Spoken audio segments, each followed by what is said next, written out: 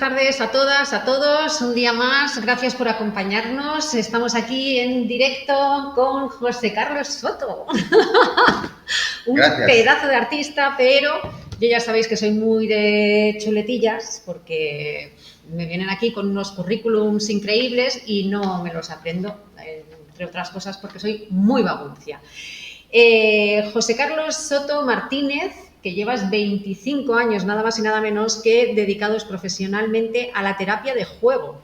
Eso me parece súper interesante. También tengo que deciros que estuve estudiando su currículum y es un currículum impresionante que no os podría leer porque no tengo programa para hacerlo. Me quedé impactadísima, que lo sepas. De hecho, me van a salir los colores. Sí, dije a Marisa, digo, madre mía, pedazo de personaje que me has presentado. O sea, me pareces un artistazo. Pero voy a seguir porque no queda todo ahí. 25 años dedicado profesionalmente a la terapia de juego, al teatro y la integración social. O sea, es tan bonito leer y a la integración social, porque ahí ya estamos hablando de unos valores, estamos hablando de cosas que van mucho más allá de lo que a veces nos dedicamos profesionalmente, porque sí, ¿no? Has realizado más de 800 representaciones de teatro, has dirigido, escrito y producido 20 espectáculos profesionales. Como formador cuentas con más de 1.600 horas en talleres de expresión emocional, terapia de juego y creatividad. Como integrador social y terapeuta, has impartido talleres a colectivos profesionales, realizado sesiones individuales y en familia, sobrepasando las 1.200 horas y no he puesto una cuarta parte de todo lo que es tu currículum, que es impactante. ¿Qué más nos dejamos? Porque yo sé que me dejo muchísimas cosas, pero ¿qué sería relevante también destacar? Porque tienes mucha tela.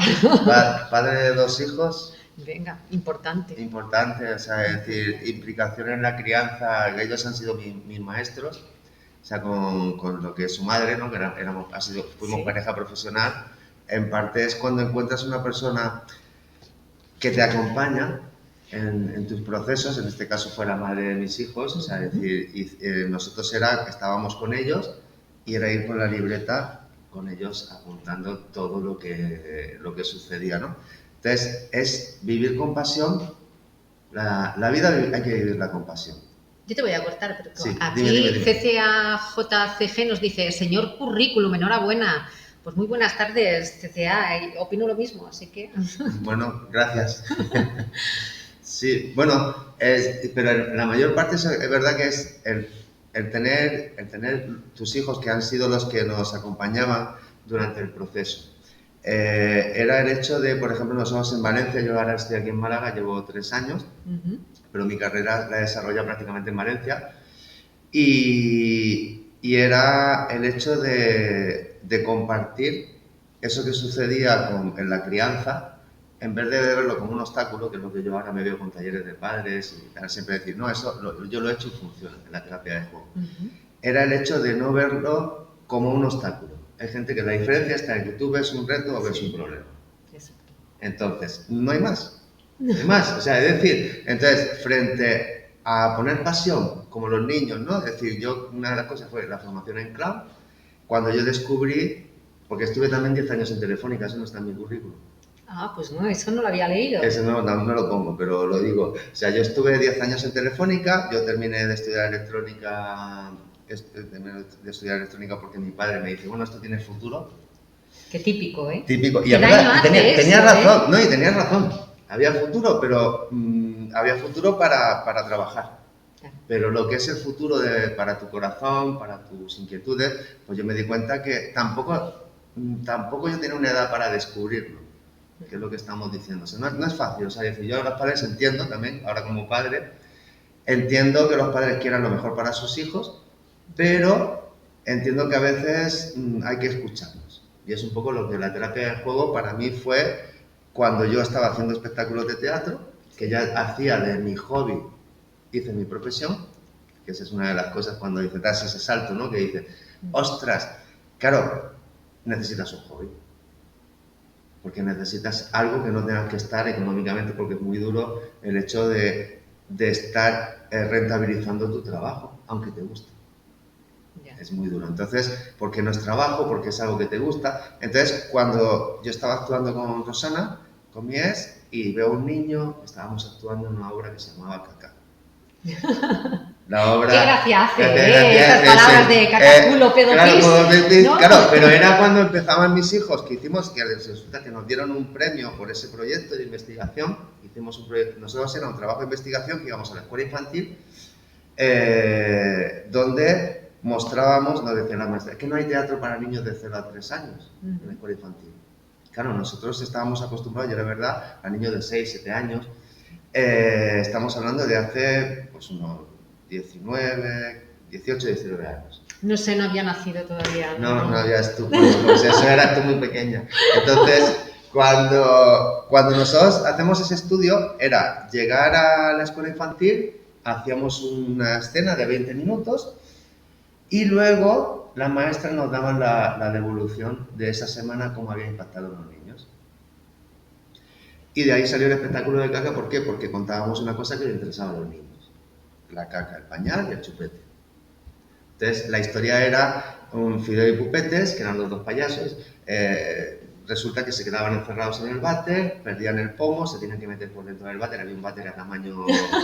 Entonces nos metíamos en el váter y rescatábamos. Entonces, en esa aventura, Pupetes se quitaba el pañal y el chupete. Oh. Sí, entonces era algo que... y de hecho empezamos un poco a quedarnos un poco como pioneros en esa edad, que no había tanto teatro en esa edad. Claro. Pero ¿qué sucede? Que cada vez la tecnología ha ido comiendo más terreno a las edades. Entonces cada vez los padres antes llevaban a los niños con esa edad y ahora ya hay muchos padres que es verdad que se involucran en lo que quiere decir el teatro, la cultura con estas edades tempranas, pero entran rápidamente en la tecnología, los niños de 5 o 6 años. Que ahí entonces nos dábamos cuenta de que si cogíamos una franja, éramos pioneros, pero hay cosas que descuidábamos las otras edades.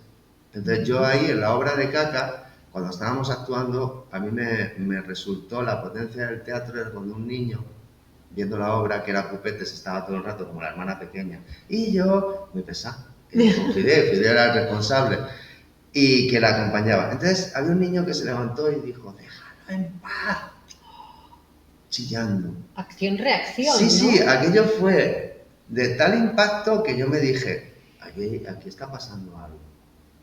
Entonces, cuando descubro que quería estudiar terapia del juego. O sea, es decir, ¿qué es lo que cuando tú haces teatro, el juego juego dramático o juego cómico, pero tanto puede ser el arte, viene a ser la expresión del alma? Es como cada vez lo tienen más claro. Dice, el alma, decir, puedes creer o no puedes creer en ella, puedes decir, la gente más o menos, sí, puede ser tal, pero sí, yo digo, existe y dentro de lo que existe se cuida. Aquí nos dicen, qué bueno. Qué bueno, sí. Bueno, pues sí, existe y como dice el dicho, es decir, nosotros nacemos dos veces. Uno cuando nacemos a través de una madre y la segunda cuando el alma nace. O sea, la primera somos un gusanito. Qué bonito. Sí. Me gusta. Sí, pues entonces eso está dicho, está en los libros, está todo. De hecho, un poco no. De hecho, el tema de, por ejemplo, el tema del autismo, cuando empecé a trabajar con el tema del autismo en terapia de juego... Yo ahí te quería hacer una pregunta, porque normalmente cuando uno está trabajando en lo que le gusta, como es tu caso, pero se especializa también en algo como muy concreto, como puede ser el tema del autismo, siempre suele haber una historia de fondo, una base que te lleva a dedicarte a ello, ¿no? Por ejemplo, no sé, por decirte, las asociaciones de mujeres, pues siempre hay una historia detrás de esa presidenta o de ese consejo, ¿no? Que las ha llevado a querer formar esa asociación para poder ayudar a otras mujeres, En tu caso, ¿por qué te decides a algo tan complejo como es el autismo? Porque es muy complejo. Sí, es muy complejo. En mi caso fue como una opción que te viene dada. O sea, era algo que tú ya vas aprendiendo un poco a dejarte a decir, dime dónde me pongo, porque ahora estoy en Málaga y llega un momento y dices, bueno, pues aquí en Málaga algo se tendrá que hacer. Pero dejas que la vida te lleve y te marque. En mi caso fue, yo hago terapia de juego y a mí me llama una madre con un niño con autismo y me pregunta si y parálisis, y con niños con autismo, parálisis cerebral, Asperger, Down, o sea, centros de atención temprana.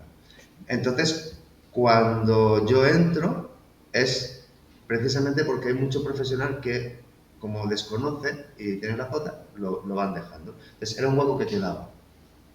Que quedaba en el cual yo me digo, vale, yo me atrevo a decir, me atrevo a hacerlo, voy a hacer un trabajo de investigación, y de ahí salió un proyecto que se llamaba Proyecto Marsupio. Marsupio. Entonces, Marsupio es trabajando sobre la base de lo que es un marsupial. ¿Sí? Pues nosotros somos mamíferos y nosotros nacemos y lo que está diciendo la madre, naces y ya está, prácticamente tiene que estar la madre contigo, amamantarte, pero en el caso del marsupial, en el caso del autismo, conforme yo lo veía, era como que todavía no había terminado de desarrollar físicamente, el autista no ha terminado de desarrollar físicamente. Entonces es como un marsupial. De hecho van buscando la protección, van buscando como el nido, van buscando toda esa parte. Y a partir de ahí dije, bueno, no hay nada en terapia de juego, pues lo voy a investigar. Y a partir de ahí sí que era un juego que yo jugaba con los padres y las madres, ¿no? Cuando a mí me decían, no, es que el logopeda no sé, no nos deja que entremos, digo, conmigo sí, porque las pautas que yo les daba eran pautas que luego pues, les valía para atar los cordones de los zapatos. Es comunicación, a fin de cuentas es comunicación a través del juego. Entonces, ¿qué jugar? ¿Qué es un juguete? Entonces, cuando tú el logopeda te dice, no, que tiene que hacer la letra esta tantas veces, son maestros. Y entonces dices, bueno, si lo que tiene que entender es el concepto, hay falta una base creativa que nos permita entender que las letras no están en las sopas de letras. O está conforme haces filas con los fideos y haces una A. No, pero como no me lo ha dicho el maestro. Claro. Es que ahí hace falta un desarrollo grande a nivel educacional, ¿eh? Mucho. Es complejo. Ahí hace falta el hecho de que nosotros como personas que nos cuestionemos lo que nos están enseñando. O sea, como yo el otro día estaba hablando con un amigo y decía, no es que sea que demuestres, sino que tienes que mostrar y demostrar. Entonces, cuando tú demuestras que el movimiento se demuestra andando, entonces hay mucho teórico, en este campo, sobre todo el autismo, hay mucho teórico, mucho que te dice cómo tienes que hacer, mucha gente, de hecho, un poco el martes 22 tengo una charla abierta y hay más de 80 personas inscritas. Hay mucha necesidad de información en este campo. Sí, yo he aprendido algunas cositas que sí que... Y digo, bueno, pues voy a enseñar lo que yo he aprendido y lo que yo he mostrado porque tú quieres. O sea, si tú a ti algo te va bien, lo primero que haces es enseñarlo. O debería ser así, Debería ser así, sí. Es decir, hombre, sí, debería. Tú a ti te va bien un peluquero y lo recomiendas. A ti te va bien un sitio que lo ves, dices, pues oye, pues se lo dices primero a los amigos. Claro. Primero a los amigos y luego ya, pues, como las ofertas de los supermercados que se acaban el día. Voces ahí. A voces, claro.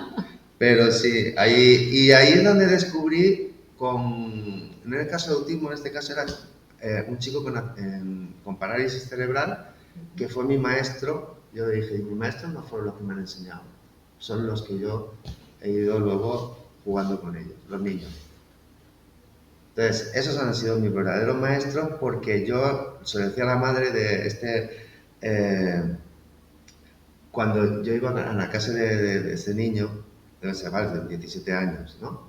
Y yo le decía a la madre, Santi, estaba intentando hacer memoria de Santi. Y entonces Santi, el único movimiento tenía que ir con la mano y le daba una maraca porque le gustaba mucho la música, pero tenía aquí un callo porque se golpeaba con la maraca. Entonces, cuando la madre me dice, oye, ¿harías terapia de juego con mi hijo? Y yo le pregunto, bueno, ¿qué es lo que quieres que yo? Complicado. Dice, no, que no vaya peor. Y bueno, entonces eso lo puedo hacer. Pues yo me sorprendía con él haciendo musicoterapia, ¿no? Cogimos un tambor, de hecho lo poníamos en medio, él golpeaba el tambor, llegamos a un código de comunicación, pero no hablaba, simplemente a través de los ojos. O sea, tú le veías los ojos como le brillaban y había que estar, por eso digo, es un trabajo de mucha escucha, estar muy atento. Porque el Entonces, ojo... ¿entiendes cuando se está emocionando? Sí, ¿no? sí, el brillo en los ojos. Tú veías a él, o sea, y por eso y cuando tú ves a la gente la mirada muerta, que dices, que no pone pasión. Ese vacío, ¿no? Ese vacío, ¿no? Esas miradas que están como ausentes, ¿no? Pero cuando tú ves, sobre todo en los niños, que digo, ¿por qué tenemos que ir apagando ese manantial?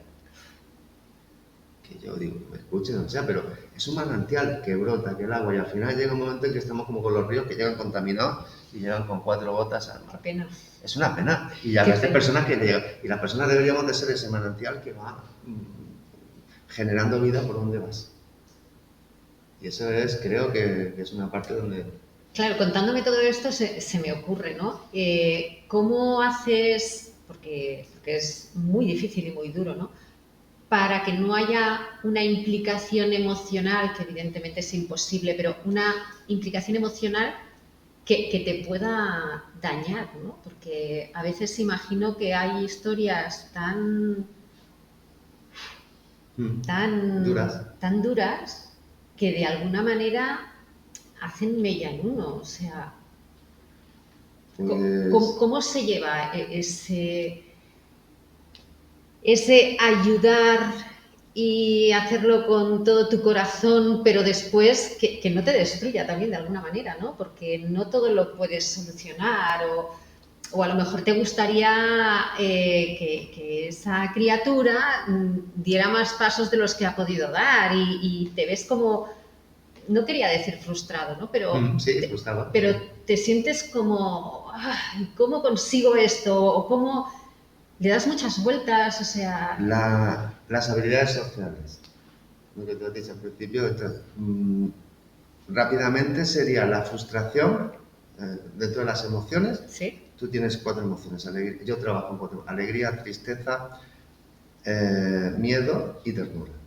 Y son las 4 dimensiones. Me lo voy a apuntar, esto me ha encantado. Son las 4 estaciones, primavera, verano, otoño, invierno. Entonces eso fue un trabajo de investigación que nosotros hacemos siempre en el teatro, trabajos de investigación. Qué bueno. Entonces tú tienes la primavera, verano, otoño, invierno. Entonces la primavera es la ternura.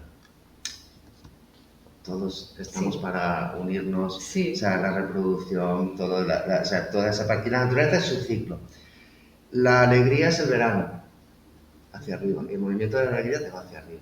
Y de hecho tú ya estás cambiando cuando dices alegría. Sí. La tristeza va hacia abajo, que es el otoño. El otoño, ¿vale? Cuando caen las hojas. La melancolía, pero es natural. Yo no digo ya que estoy triste, estoy otoñal. Okay. Claro, estoy desprendiéndome de lo que no me hace falta. Que es un poco casi el consumo, la sociedad de consumo nos lleva a que no entremos dentro de esos ciclos. Entonces tenemos que estar atentos. Tú tienes que estar saliendo a la naturaleza, respirando el otoño, respirando el verano, o sea, contagiándote de ese tipo.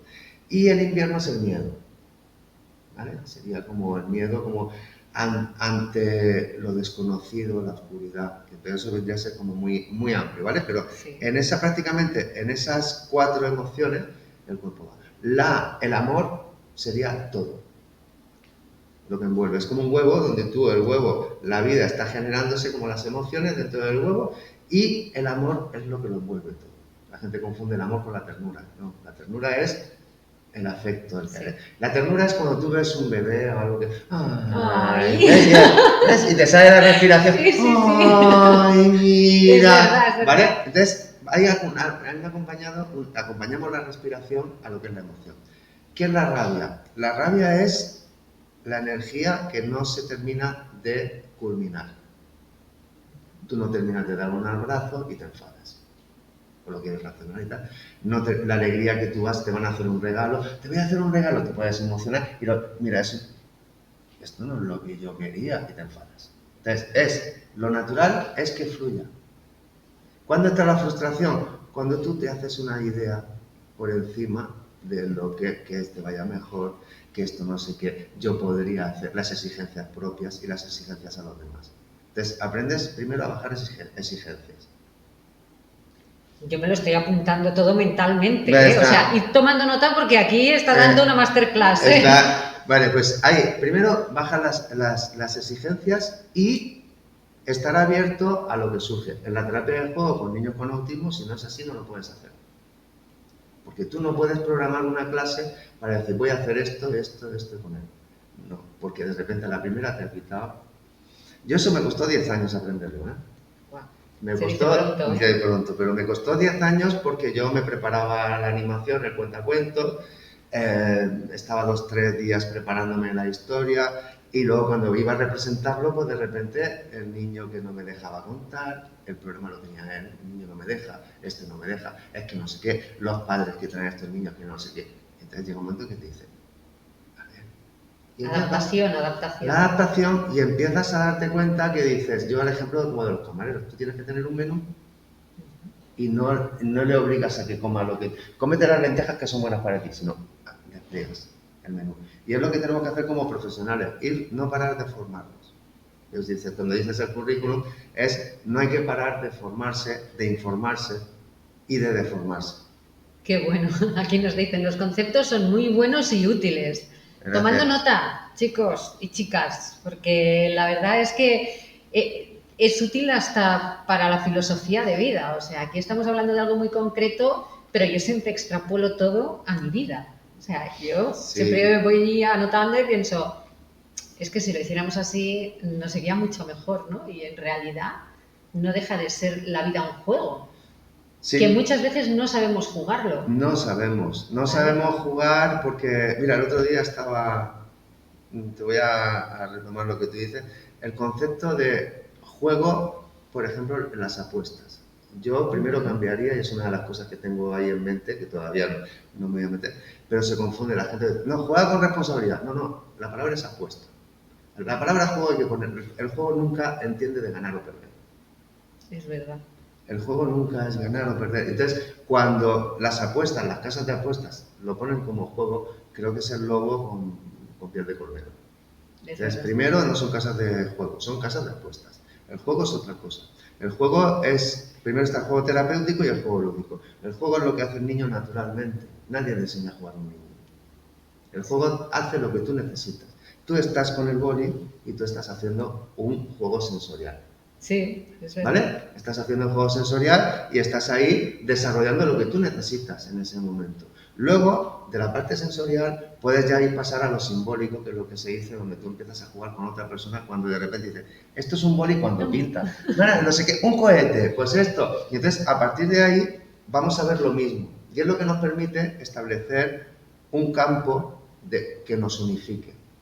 O sea, porque tú estás viendo una cosa y yo estoy viendo otra. ¿Qué problemas son? Pues cuando los niños ves que no juegan. Creo que eso es algo que a mí me preocupa, cuando veo un niño que no juega. O cuando te dicen, no juegues con eso, no juegues con la comida, no juegues... Entonces dices, bueno, primero el niño tiene que experimentar. De hecho, un poco en los espectáculos que hacíamos, siempre hacíamos una fase de transición cuando van a entrar. O sea, nosotros hicimos hicimos una experiencia que era el cartero teatrero, que era el cartero, le ibas a dar las entradas a los niños al colegio de las entradas del teatro. Sí. O sea, como estamos teniendo la tecnología digital, pues cada vez no tenemos el hecho de tener la entrada. El objeto es muy importante. Entonces, cuando los niños llegaban y llegaba el cartero teatrero, que era el que les enseñaba las normas para estar en el teatro. ¡Qué bueno! Claro, ¿cómo hay que estar en el teatro? No, así, no sé qué. Le poníamos el cartel de lo que iban a ver y les hacíamos tener una emoción y una pasión porque iban a ver el teatro. O sea, cuando faltaba una semana las maestras nos tienen ya hasta la cabeza, ya, pues, ¿cuándo vamos al teatro? O sea, es decir, el niño se emociona con lo que tú te emocionas. Papá Noel, ¿por qué tenemos esta historia? Entonces, hay una parte donde creo que nos aprovechamos de la pasión de los niños, de la ilusión, y lo convertimos en consumo. Y eso no es bueno. Bueno, el cartero teatrero llegaba, pues luego llegaban los niños y llegaban con la entrada al teatro. Y cuando los niños veían que te daban la entrada, que entraban al teatro, había una transición antes y después. Cuando los niños llegaban al teatro, también a las maestras les estabas diciendo, este es tu espacio, hasta aquí, gracias por traernos, pero ahora nos toca a nosotros. Disminuía lo que yo digo el efecto sifón. Nosotros llamamos el efecto sifón, el efecto sifón es el efecto de cuando llegan niños al colegio, al teatro, y las maestras o los adultos están... por el sifón. Entonces, los están como si estuvieran apagándolos. Entonces yo digo, no me molesta, porque nosotros le explicábamos a los niños la diferencia entre participar o molestar. Entonces le explicamos, vale, molestar. Molestar es hacer algo que no tenga nada que ver con lo que está pasando. Eso es molestar. ¿Cómo nos han roto la creatividad y el desarrollo en todos los aspectos con el efecto sifón? O sea, el efecto me sifón parece brutal. nos han apagado, pero luego el efecto poda. Cuéntame lo que me el efecto encanta. poda ya es cogerlo y ponerlo ahí, plantarlo al niño, estate quieto. Algunas aplicaciones de la silla de pensar malentendidas, o sea, nos podan, nos apagan. Luego también hay un refrán que también nos salva, que dice, un adulto creativo es un niño que se ha salvado. Qué bonito. Sí, entonces por eso es decir... Fíjate, yo voy a poner un ejemplo, ¿vale? Sí. Recuerdo mi hija creo que tenía 5 años, ¿no? Y llegó un día a casa súper indignada. Si me está viendo la profesora, enfadada, frustrada, que no lo tome a mal, porque además lo que le dije no va muy a favor de la profesora. Y llegó a la casa diciendo, mamá, que me ha regañado la seño. Y yo, uy, te ha regañado la seño, ¿qué has hecho? Es que yo he pintado, era una rosa, pero no la pintó ni de color rosa ni de color rojo. La pintó arcoíris, porque le pareció súper chuli poder pintar una rosa de cientos de colores, ahí haciendo rayotes dentro de la rosa. Y le dijo, no, esto no se pinta así. Esto lo tienes que pintar, no sé si dijo de rosa o de rojo, ¿vale? No recuerdo. Sí. Y ella estaba pues como indignadísima, como diciendo, ¿por qué? Y yo le dije, porque no tiene imaginación, pero tú no lo tomes a mal, la pobretica no da más de sí. A mí me parece espectacular que tú la hayas pintado de cientos de colores. Bueno. Ya me la traerás y me la enseñarás porque la pondremos en un sitio. Bueno, ayudar en esas cosas, porque realmente las rigideces que tenemos a nivel de falta de recursos nos llevan a ser muy rígidos, o sea, nos llevan a esa parte rígida de no ver la alternativa. Nos automatizan, ¿no? Sí, y porque es muy cómodo a la hora de conducir. Yo entiendo que está bien que todos conduzcamos por la derecha. Entiendo, o sea, en algunas cosas entiendo, o sea, no voy aquí a coger la bandera de todo o sea, pero entiendo que en algunas cosas, pues, creo que se pueda permitir un cierto margen de apertura. Y de Explícanos la importancia real del juego. O sea, ¿cómo puede influir el juego en los más peques, pero incluso en los adultos? Vale, pues mira, te lo voy a explicar con esto, con la metroflexia. Parece que lo estabas deseando. Vale, esto... No estaba preparado, No estaba preparado, pero ver, bueno. Aquí espera, que nos han escrito, dice... la educación de antes era demasiado rígida y poco imaginativa. Pues yo te diría más, la de ahora también. Bueno, sí, sería... Sí. Es decir, estamos hablando de conceptos, pero bueno, ahora es que claro, no sabría cómo decir, pero sí, es que lo decir antes, ahora, habían personas antes que tenían muy buenas ideas a nivel creativo y ahora también hay gente que también es más rígida. O sea, es decir, creo que, ¿cómo decirlo? Antes se comía mejor. Depende. Yo estoy de acuerdo, mi abuela cocinaba. Claro, lo que cada vez hay menos comida casera y todas esas cosas, pero bueno. Sí, bueno, gracias por el comentario. Sí. Tenemos esto que es un objeto, es un metro. Entonces, cuando tú transformas un objeto en juguete, para que llegue a desarrollarse en juguete o símbolo, pues nosotros llegamos al juego simbólico, primero vamos a lo sensorial, tocamos cualquier cosa. Yo digo, cara que hay gente que va a Navidades, es que no sé qué es juguete, cualquier cosa es un juguete, que lo transformes. Lo que necesita es tiempo que tú dediques a jugar. Entonces, cuando tú estás construyendo con esto, luego pasa la fase de herramienta, ¿no? Porque puede ser un metro. Lo puedo usar como... cuando uso el objeto como algo útil, es una herramienta. Y cuando ya hay una connotación emocional e imaginativa, ya empieza a ser un juguete. ¿Vale? Yo puedo tener pues esta taza, pero sin embargo hago así y ya tengo el número 5. Vale, voy a poner aquí, tengo aquí el número 5. Entonces, esto, cuando empiezas, que se pueden hacer diferentes números, diferentes letras, estás en la parte cognitiva, en la parte lógica del hemisferio izquierdo. todo lo lógico. Pero cuando tú haces así, ya estás en la taza. O sea, automáticamente el cerebro ya estás en la parte creativa. Cuando te dices, no, solo esto, solo esto, solo esto, nada más que nos enseñan en una parte absoluta de la parte, estamos más en la parte izquierda, ¿no? La parte creativa tiene que entrar en la misma que la lógica. ¿Qué sucede? ¿Cuándo entra en el imaginario? Cuando ya empieza a jugar a que estamos en una cafetería, ya empezamos a relacionar y tú juegas con el niño o la niña en la cafetería, vale, yo hago de camarero, o ya empiezan los personajes, empiezan los roles, y empieza a decirte el niño, porque de repente si es un niño que está todo el día diciéndole lo que él tiene que hacer, pues a ti te va a coger como adulto, el terapeuta, y te va a empezar a decir, coge esto, haz lo otro, va a hacer lo que a él le están haciendo. ¿Cuánto sale ahí, eh? Sí, sale. Pero esto simplemente con esto, pero sale en otros juegos y en otras cosas. Pero a partir de eso, lo que es un juego, estamos hablando del juego terapéutico o puede ser ya el juego lúdico donde los niños ya, ellos van jugando. Ellos pueden jugar a construir. ¿Cuándo un niño que está haciendo construir? Pues el niño ya sabe lo que él necesita.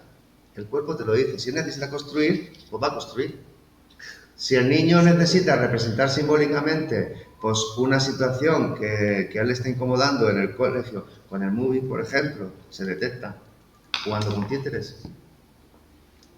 Claro, tú detectas como de repente el tipo del juego de niño.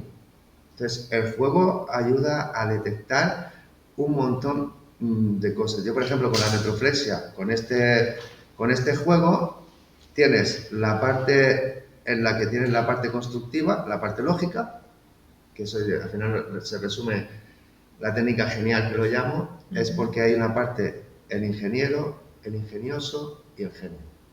¡Hala! Resumido. Entonces, resumidas cuentas es, ¿quién es el ingeniero?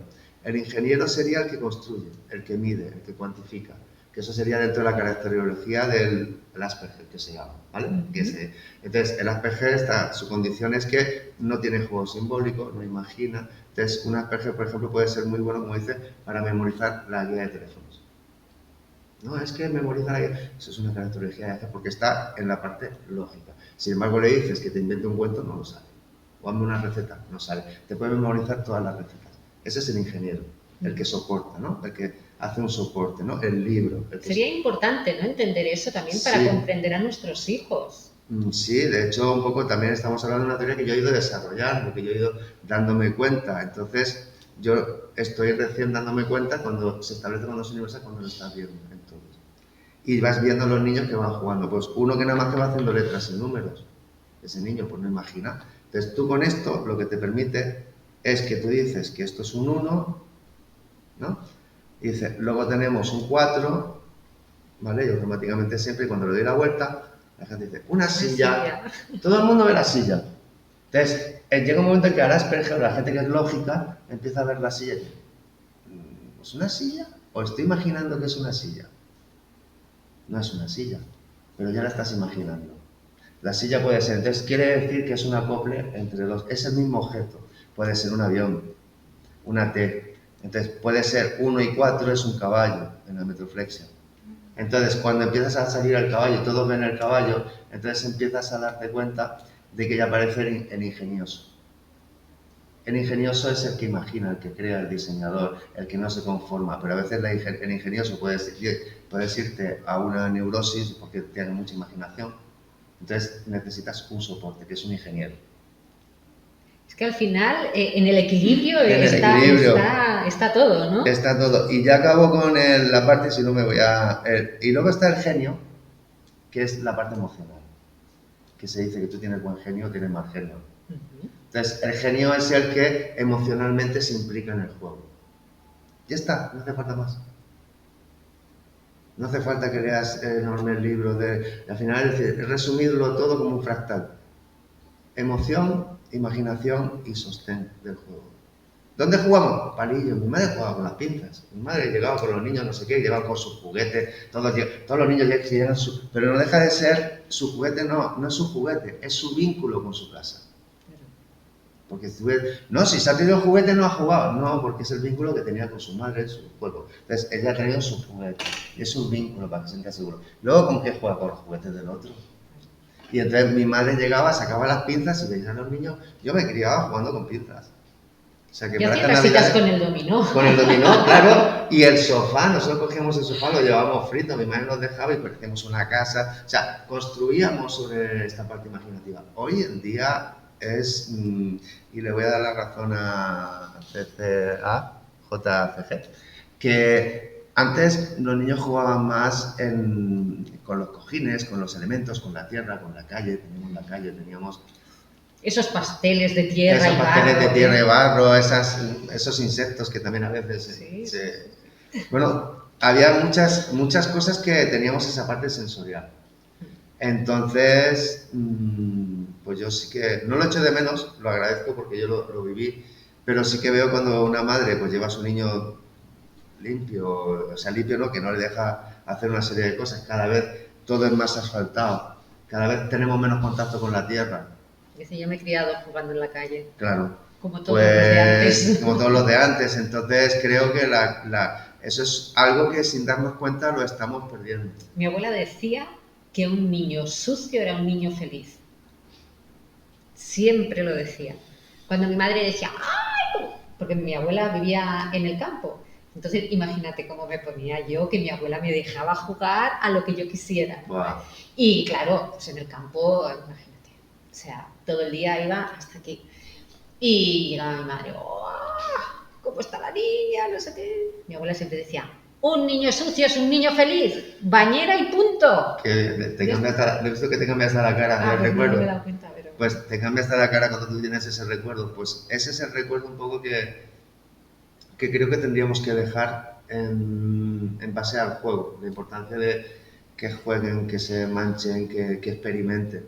Porque al final llega un momento en que parece como que si no te lo dice el médico no lo haces, ¿no? El médico te tiene que decir que tienes que llevar a tu hijo a que se inmunice cogiendo todas las plantas. Pero como no te lo dice el maestro o el médico. Es verdad.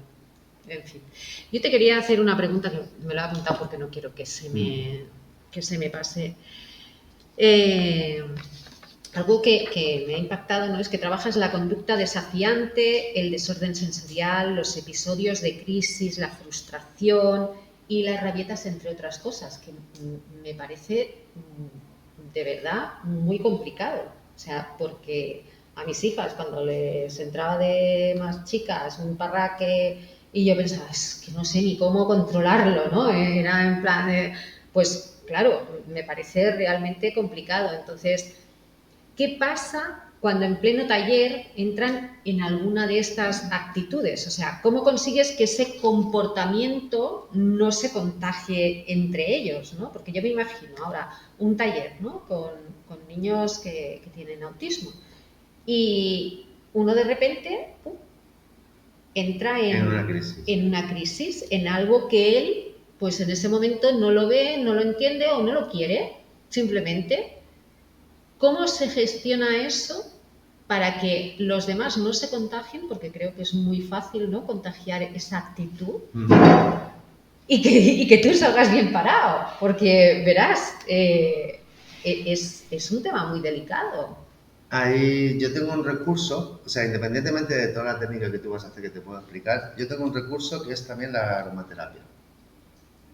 Es que piensas en todo. Aromaterapia, ¿vale? Esto es un botecito que se llama Amorosa, ¿vale? Que está con diferentes... Bueno, la gente no podéis oler, ¿vale? Pero puedes oler.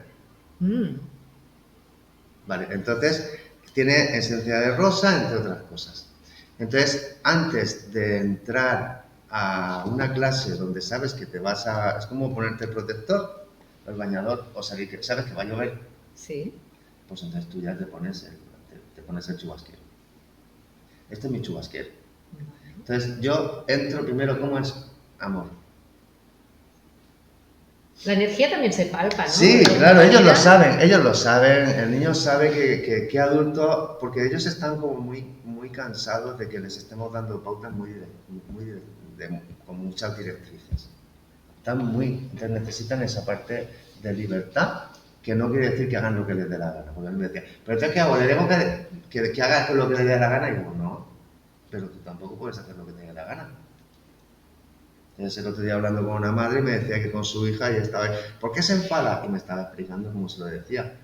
Y yo le decía, claro, no, si yo se lo digo bien, que, claro, como le habían enseñado a ella, a sus padres, que le habían dicho que eso estaba mal, entonces, claro, eso produce una frustración. Y más en niños que tienen baja tolerancia a la frustración.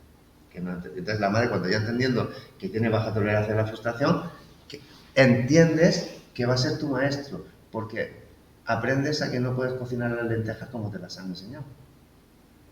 Y entonces tienes que estar abierto a cocinar de otra manera, a escribir de otra manera. Los grandes cambios se han producido porque se han cambiado las cosas de una manera, no porque hemos seguido cocinando con leña. Entonces hubo un momento en que uno sacó el carbón y los demás, no, así no es. ¿No? Como una viñeta que había uno que llegaba con la rueda y estaban todos empujando el carro, iba con la rueda, no, ahora no tenemos tiempo. Es verdad. Entonces, yo la he visto, esa viñeta es buenísima. Es muy buena. Entonces, es el no tengo tiempo para estas cosas, dices, no, hay que pararse. Entonces, hay que escuchar, darle su tiempo. Entonces, tú entras con amor y cariño. Entonces, tú siempre llegas, hola, buenos días, la vibración. Entonces, cuando tú llegas con esa vibración, llega un momento que te fijas en que hay niños, sí, que pueden tener sus episodios de crisis, porque también los tienen, porque en ese ambiente se les facilita que tengan una parte de expresión. Entonces, si entra en un episodio de crisis, pues nada, estás con él y vas a ir investigando qué le tranquiliza. Pues ¿qué le tranquiliza? Pues le tranquiliza que haya un sitio, un espacio para que él pueda estar tranquilo. Vale, este niño que estaba dando vueltas, había niños que estaban dando vueltas. Bueno, pues la naturaleza es una cosa, siempre, y es una cosa, dar clases en naturaleza, siempre a ser posible evitar los sitios cerrados, que no se contamine, que haya. Cuanto más elementos naturales, mucho mejor. Ahora, si no es posible, no es viable, pues entonces procurar tener elementos naturales. Hojas, toda esa parte natural que nos estamos un poco desarraigando. Me parece súper interesante todo lo que estás diciendo. Y esto son esencias naturales. Entonces, hay una parte donde incluso con estas esencias que te tienes que poner con mucho cuidado porque son niños muy sensibles en cuanto al olor. Entonces, pues difusores, también a veces pongo el difusor con sándalo, incienso, para que eso también hace que les relaje. La música, ¿no? Estuve también poniendo ruido blanco, o sea, no, porque la música también depende del tipo de música y igual los exalta, ¿no? Claro, les molesta o les... tienes que ir... Yo una de las cosas con eso siempre les preguntaba, Ale, voy a poner esto, aunque estuviera mirando a la pared, mirando para allá. Pero siempre tienes que decirle su nombre y lo que vas a hacer. Esa es la parte femenina que tenemos, como dicen, del lenguaje, porque los hombres, yo en este caso no soy uno de los hombres comunes, hablo mucho, pero es decir, nosotros el lenguaje lo adquirimos de esa parte femenina de cuando nos hemos ido quedando el hombre se iba a cazar y a pescar y tenía que hablar menos porque si no la presa se iba. Entonces, el hombre, pues, con poco que habla, señala esto, no sé qué, ¿no? Y la mujer, pues, va diciendo en voz alta, pues mira, esta es la regla, ¿esto por qué? Porque es una adaptación del lenguaje y nosotros vamos aprendiendo el lenguaje por esa parte. Entonces yo ahí sí que soy una parte femenina, digo, tengo que ser femenino con estos niños. O sea, sí que saco esa parte. Siendo masculino, desarrollo esa parte creativa femenina. Que cuando tienes que ser masculino, dices, pues la parte yang, llámalo como quieras, vale, hay que ser aquí hay que ser rígido. Que les vas diciendo a los niños, bueno, ya se acabó, en 5 minutos acabamos.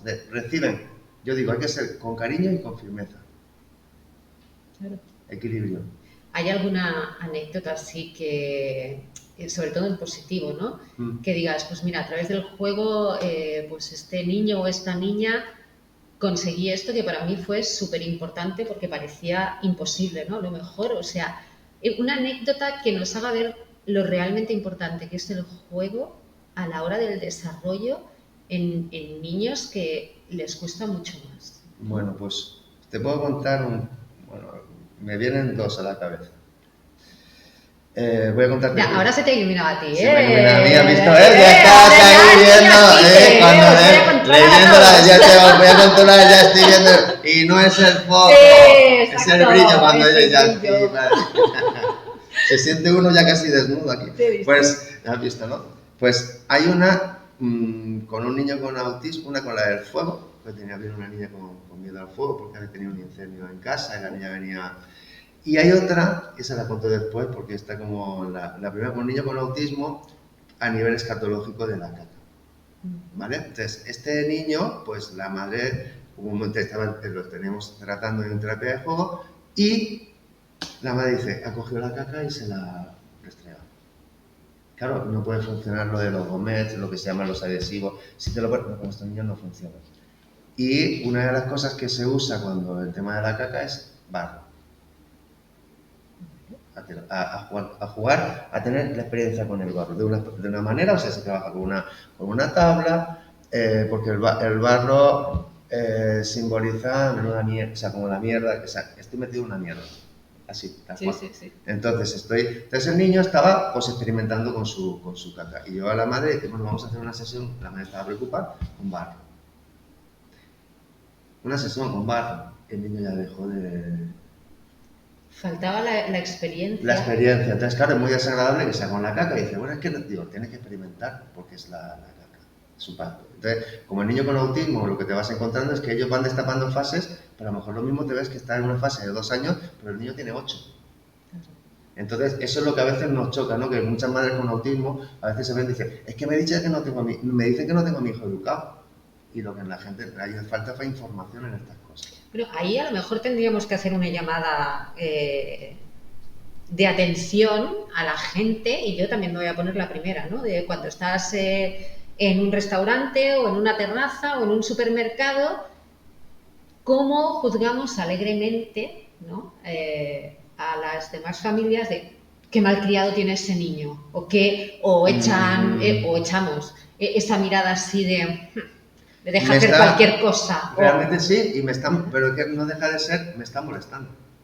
Sí, pero igual deberíamos empatizar un poquito más, ser más conscientes de que no todo es blanco y negro y que puede ser un niño que tenga autismo y en ese momento la música, el foco, la luz, la gente, el tumulto de repente le ha superado, ¿no? Y entra en esa fase de crisis y coge esa rabieta o empieza a gritar, ¿no? Que nos gusta mucho señalar eso de, mira. Sí, sobre todo ese problema no es nuestro. ¿Verdad?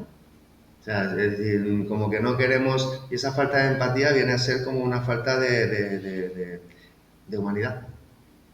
Qué bien expresado. Lo queremos llamar, no es falta de empatía, es falta de humanidad. Qué bien expresado. Entonces... Eso hace mucho daño a las familias. Esa persona está sufriendo y encima lo que tú estás diciéndole le aumenta el sufrimiento y encima esa madre va a castigar al niño porque una vez, me acuerdo de mi madre, yo le pregunto, mamá, ¿por qué cuando una madre va con un niño se cae al niño y le pega? Esto era muy típico de antes. Eso era antes también pasaban cosas. Entonces, mi madre dice, por la vergüenza que sufre. Entonces, a veces los padres, las madres tienen que estar muy seguros de tu hijo. Por eso una de las cosas que yo siempre digo, tu hijo es tu maestro. Yo siempre les digo, tu hijo es tu maestro. Vas a tener una oportunidad nueva de mostrarte en la vida, de aprender. Tenga lo que tenga, con amor, con cariño. Y tienes que aceptarlo. Y aceptarlo cara a los demás. Y conforme te están diciendo los demás, que te están diciendo esta gente con falta de humanidad. Usted lo que tiene es una falta de humanidad. Porque no sabe lo que está, como dice, hay que ponerse los zapatos del otro. Y entonces dice, y si quieres hacer algo, ayuda, y si no te apartas. O me aportas o te apartas. O me apartas, exactamente, o me aportas o te apartas. Y eso es algo que cada vez un poco uno lo va a tener mucho más claro también con los padres, con los niños. Y yo cada vez con los adultos me callo menos. Yo siempre he dicho, yo soy el altavoz del niño. No es que mi hijo, no, yo no voy a ser un adulto machacando más al niño, yo estoy diciendo que tu hijo lo que está queriendo decir, que la terapia de juego, con esa actitud es que te está llamando la atención y quiere que estés con él. Y ahora tú te vienes conmigo y te voy a decir cómo se hace. Entonces, claro, los padres o las madres dicen... ¿Esos tascas se aceptan bien o duelen, pican un poquito? Yo los preparo antes. Porque se los digo, si quieres, yo te voy a decir esto, pero es por tu hijo. Luego, cuando se dan cuenta, te lo agradecen. Entonces tú dices, porque ese zasca es algo que tú no estás diciéndole, ponte a hacer las lentejas de esta manera, sino tú te pones, el primero que se pone el delantal eres tú. Y tú estás con el niño, entonces cuando el padre o la madre están viendo, saben que no lo están haciendo bien. Claro. Ellos lo saben. Entonces llega un momento en que dices, yo no te estoy diciendo que lo estás haciendo mal. Yo siempre digo que las cosas se hacen bien o se hacen mejor. Pero se pueden mejorar. Se pueden mejorar, claro. Es decir, tú lo estás haciendo bien. Ahora, ¿lo quieres hacer mejor? entonces no le dices que lo está haciendo mal. Tienes Porque mano mal, ahí, ese de que ya vas teniendo... Pues, y bueno, y te cuento la otra de la niña Sí. que vino, porque en este caso no tenía la niña autismo, no tenía ningún problema de este tipo, pero venía porque tenía miedo y pánico a los incendios. Y luego al que entraran a robar, estaba como muy miedo. Y no tocamos el tema directamente, sino aprendiendo con un extintor, con juegos pequeños, jugábamos, hacíamos alquimia, quemábamos ceras. Vamos a quemar ceras. El fuego, el bautismo en el fuego es importante también. Estos niños, los niños de hoy en día no tienen... Me acuerdo una vez un antropólogo decía que hay que tener bautismo en el agua, bautismo en el fuego, bautismo en la tierra, con los elementos. Pero el fuego ya no le dejamos a los niños que... En el aire no los dejamos. En el aire no le dejamos. Bueno, el aire es tirarse, claro, pero les encanta a los niños saltar y botar. Y jugando, y al final llega un momento en que la niña me dice, ella fue misma la que me dijo, dice, ¿y cómo has conseguido que se me vaya el miedo al fuego? No se dio ni cuenta. No se dio ni cuenta. Entonces la niña digo, no lo he hecho yo, lo has hecho tú.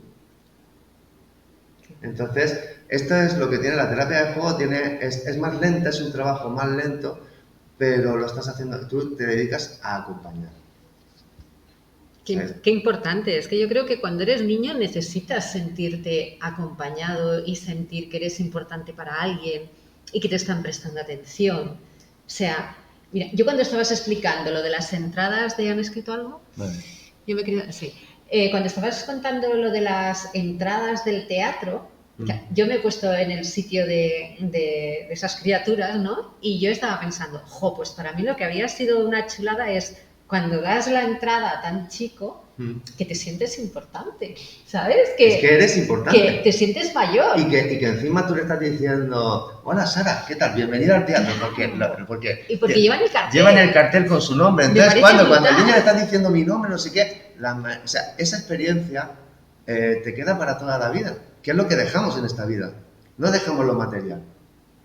Que nos confundimos. O sea, dejamos experiencias y cuanto más positivas y más buenas sean, al final, como yo he dicho, yo creo en el alma. Entonces creo que el alma, cuanto más experiencias positivas se lleve, el tránsito le va a costar menos. Qué importante. Sí. Pues ya sabéis, tomad nota.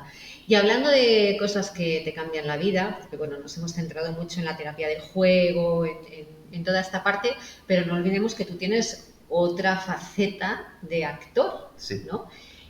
¿Cómo te puede cambiar también la vida el teatro? Porque hay mucha gente que la ha usado como terapia. O sea, ¿cómo puede arrollarte el teatro en tu vida, ¿no? ¿O cuál es tu experiencia con el teatro? Mi experiencia fue lo que hizo que yo a los 10 años de estar en Telefónica lo dejara para dedicarme al teatro para niños, en principio. Luego ya hice para adultos. Pero era algo que a mí, yo quería estudiar siempre que psicología infantil. Luego me decían, no existe, ahora sí que hay.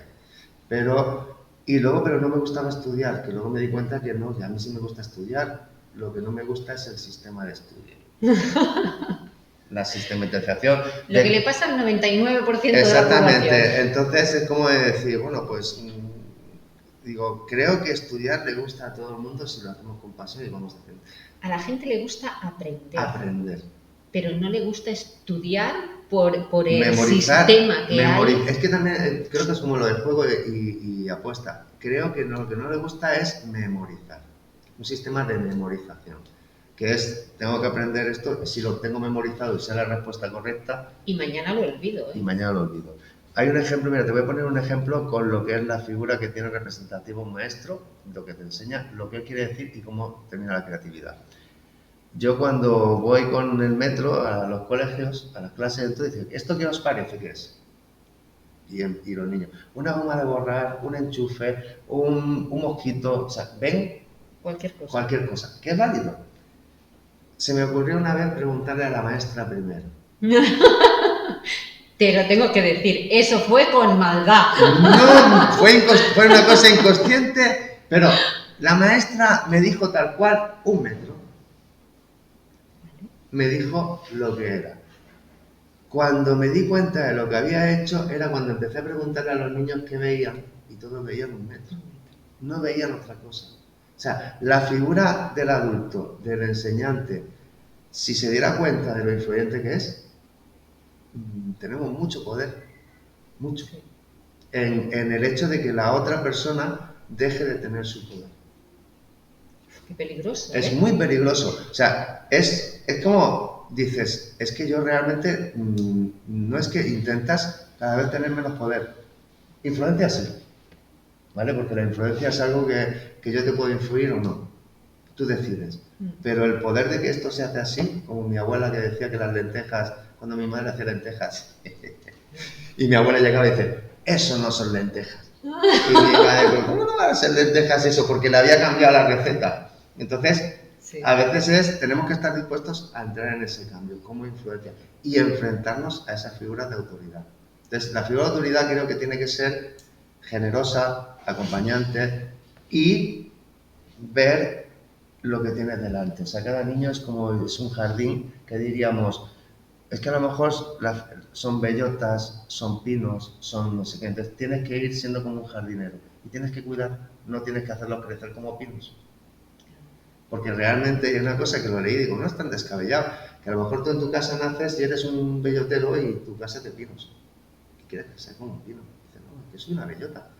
¿Sucede eso? Sí, sucede. Demasiadas veces. Entonces tenemos esa parte donde dice, hostia, pero puede ser que de tal palo tal astilla. Sí, pero a veces también, como el refranero tiene estas cosas, que a maestro de espada aprendí de pistola. Y también dicen eso de que si te juzgan como pez y te quieren meter en un árbol, ¿no? Sí. No tiene sentido. No tiene ningún sentido. Pues esa es la... Madre mía. Bueno, pues entonces, el teatro, ¿cómo nos puede influir? Porque tiene una parte, no sé si llamarle pedagógica, ¿no? Muy, muy importante. Y igual, claro, tú con lo de los juegos y sabiendo todo lo que sabes, igual de alguna manera también usas parte de tu aprendizaje en teatro en esos juegos, ¿no? Porque al final todo se puede retroalimentar, o sea... El teatro primero me ha hecho a estar más desinhibido, a tener menos vergüenza, a arriesgarme más. Y luego, pues por ejemplo, si yo voy a ir a la Metrofresia a repartir los metros a los niños, llego y digo, ¿lo hacemos cantando? Y todos los niños, ¡sí! Porque no estoy en una clase tuya, yo habría dicho ¡no! No, bueno, pues tú no cantas. Es decir, es una pero antes te obligaban, ¿eh? Qué cruel. Sí, bueno, pero te obligaban, claro. Qué cruel. Es cruel, es muy cruel. Tú has dicho, es cruel el que tiene el poder y te obliga por someter. Sí. Y te dice, me están sometiendo a hacer algo que a mí me cuesta y puede ser que eso, quizás en un futuro, pues se esté traduciendo en algo que es desagradable, que no conectas, que no, es que a mí eso no me gusta cantar o no me gusta. Te estás perdiendo una oportunidad. Pues cuando yo voy con el cante, yo voy sugiriendo y a veces hay niños que te va sorprendiendo que no hablan y yo pues voy sugiriendo. Les insinúo, ¿a quién le falta el metro? Y vas soltando. Y el niño, a mí. Y entonces, ¿Sí? claro, sí, van entrando esas. Porque van entrando porque el niño es mucho más puro que... Porque no se impone, ¿no? No se impone. Yo lo hago... Primero yo me lo paso muy bien. Entonces, como tú te lo estás pasando muy bien, tú imagínate que tú estás pasando por la playa y tú estás viendo a la gente que se está bañando y riéndose y divirtiéndose. Yo quiero. Pues entonces siempre tienes que hacer la historia, como yo siempre digo a los padres, por ejemplo, en el teatro, hablando del teatro que estábamos, nosotros siempre terminábamos el teatro, las funciones, y salíamos a saludar a los niños. Entonces te veías a los padres que empujaban al niño para que saluda al actor.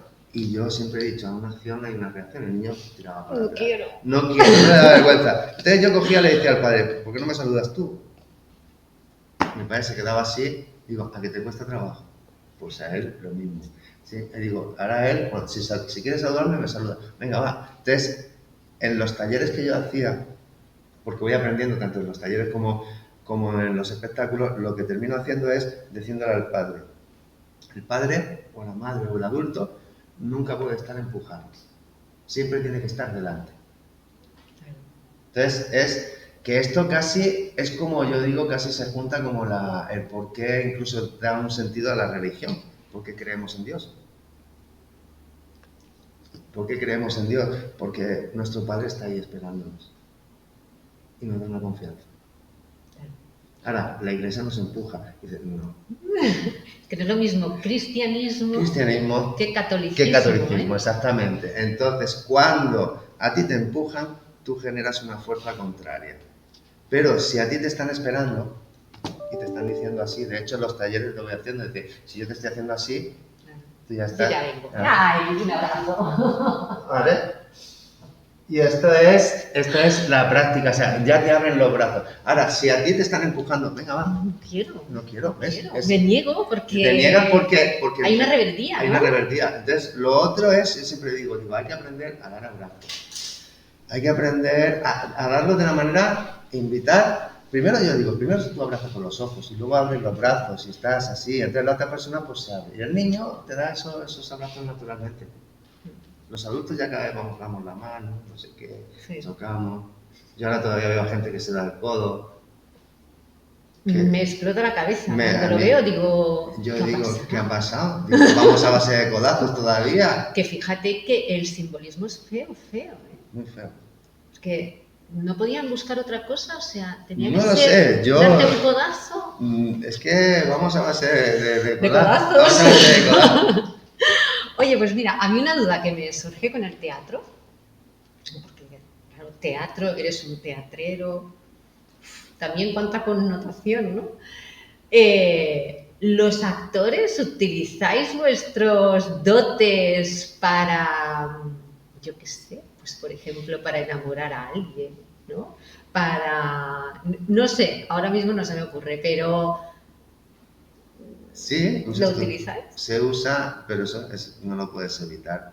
Yo, por ejemplo, con mis hijos, lo que pasa es que la terapia no puedo hacer terapia. Tengo los conocimientos, no hago terapia con ellos. Pero sí que utilizas, es como el que es habilidoso, pues en casa tiene sus habilidades, ¿no? Entonces, ¿qué es lo que una cosa, lo que no intentas hacer es manipular. Usas la técnica. ¿Cómo lo usas? Pues a la hora de que estás yo antes era más tímido, y entonces ahora, pues por ejemplo, pues no me importa pedir una cerveza, no sé qué, o sea, vas al bar, vas a quieres conocer a alguien, pues te presentas. No tienes esa vergüenza. Yo te iba a decir, fíjate que conozco muchos actores que son muy tímidos, ¿no? Y entonces cuando les preguntas, pero vamos, que a mí me volvéis loca. O sea, ¿cómo puede ser que un tío como tú, que sale en películas en televisión, ¿vale? Que ya no estamos hablando de un teatro que a lo mejor es más reducido, no, que estás en televisión y me estás diciendo que eres tímido y te dicen, ¿no? Es que cuando yo estoy en la televisión soy un personaje, no me expongo yo. O sea, estoy interpretando a Pepe, a Paco, a Juan, no soy yo. Pero si yo me tengo que poner como fulanito de tal... A mí me ha pasado a veces que la gente dice, no, pero cuéntanos algo, tú quieres hacer teatro y tal. Y digo, pues no, porque cuando estoy trabajando es cuando lo hago. O sea, no... yo no me corto cuando hago teatro, no me corto la hacer porque es como tu trabajo.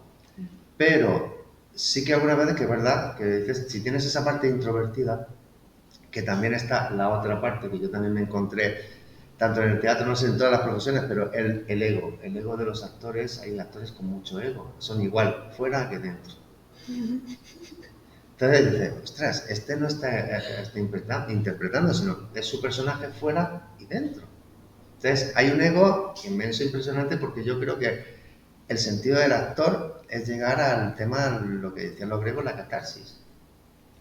La catarsis entra cuando tú, como actor o personaje, te has olvidado de ti. ¿Vale? Entonces, yo sobre todo lo veo con los niños en los cuentos, por eso me gusta mucho el jugar con los niños en el teatro.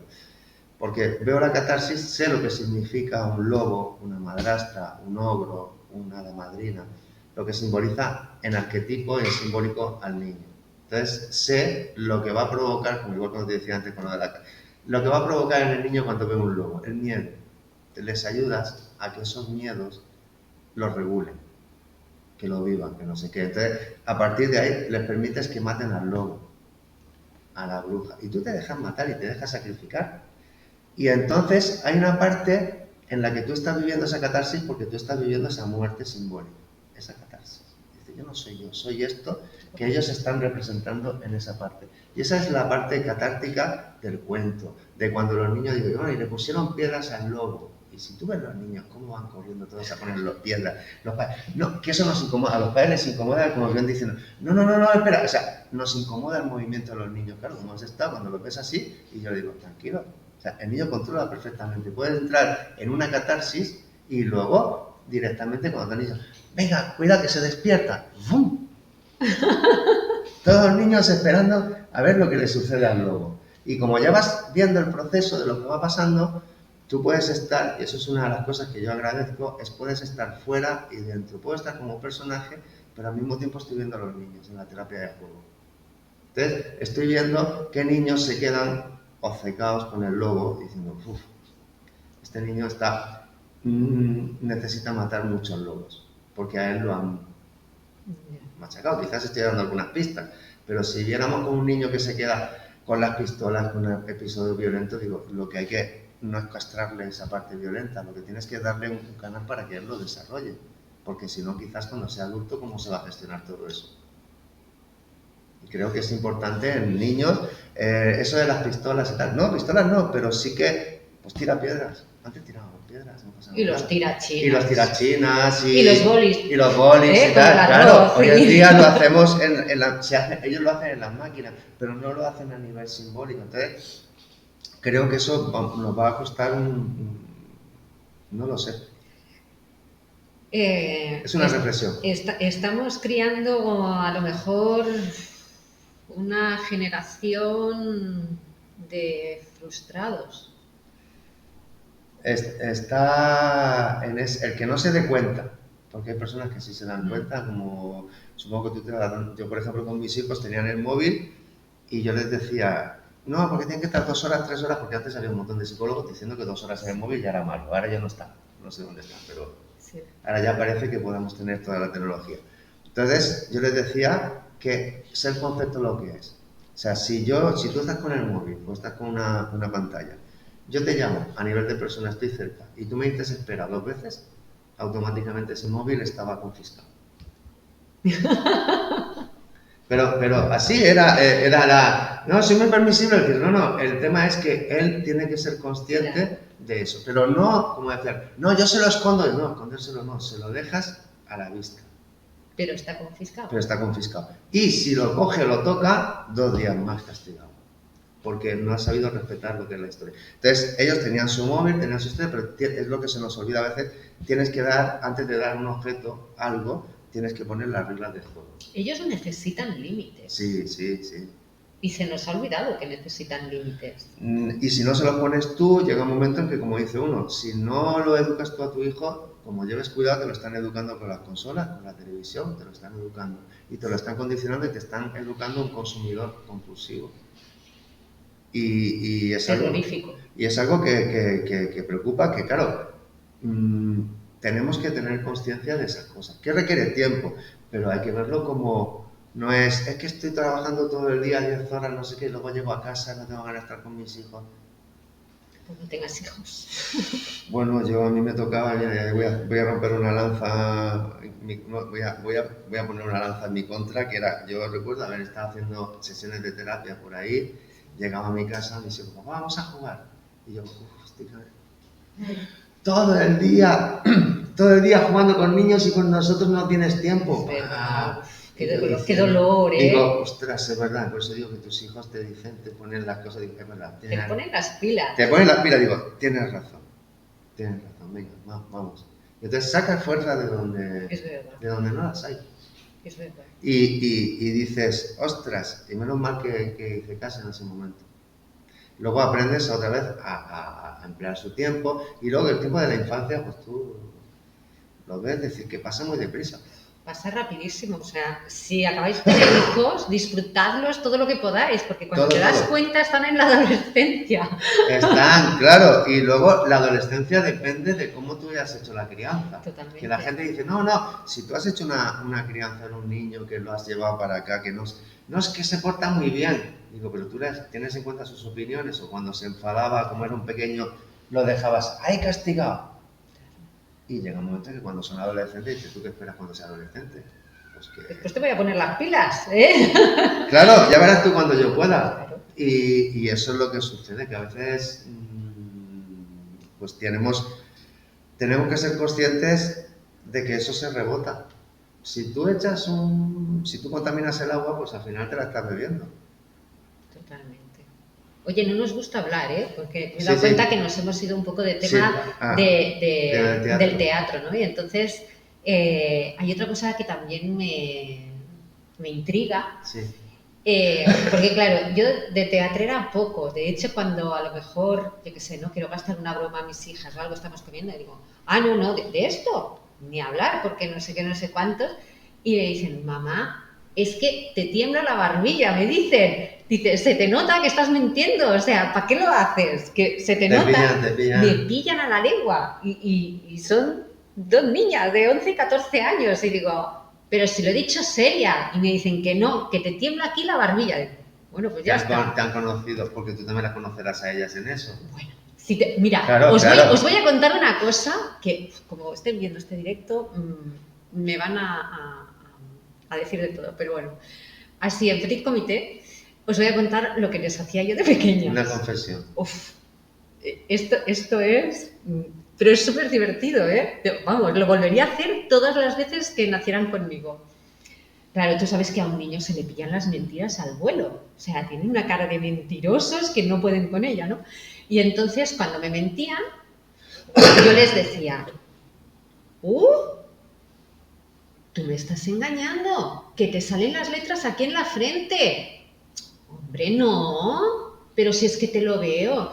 Y una de mis hijas, cuando me iba a decir una mentira, me decía, mamá, yo esto no sé qué, no sé cuántos. Y yo era que es que me moría de la risa. Y ellas estaban convencidas de que yo veía las letras de que estaban mintiendo, ¿no? Sí. Entonces, ahora cuando a veces lo recordamos, me decían, mamá, pero es que yo me lo creía. Y yo decía, por eso os lo decía, para que no me mintierais, para que tuvierais la cosa esa de, es que mamá nos va a ver las letras, ¿no? Mira, de verdad, o sea, me divertía muchísimo. Bueno, pero eso es algo que yo también pensaba de pequeño, que los adultos leían la mente de los pequeños. O sea, a mí no me lo decía nadie, pero yo pensaba, digo, los adultos siempre cuidaba mucho lo que decía, cómo lo decía, porque digo... Qué fuerte. Sí. Bueno, pues ves, como no nos gusta hablar, me he vuelto a ir, no sé por qué, de tema.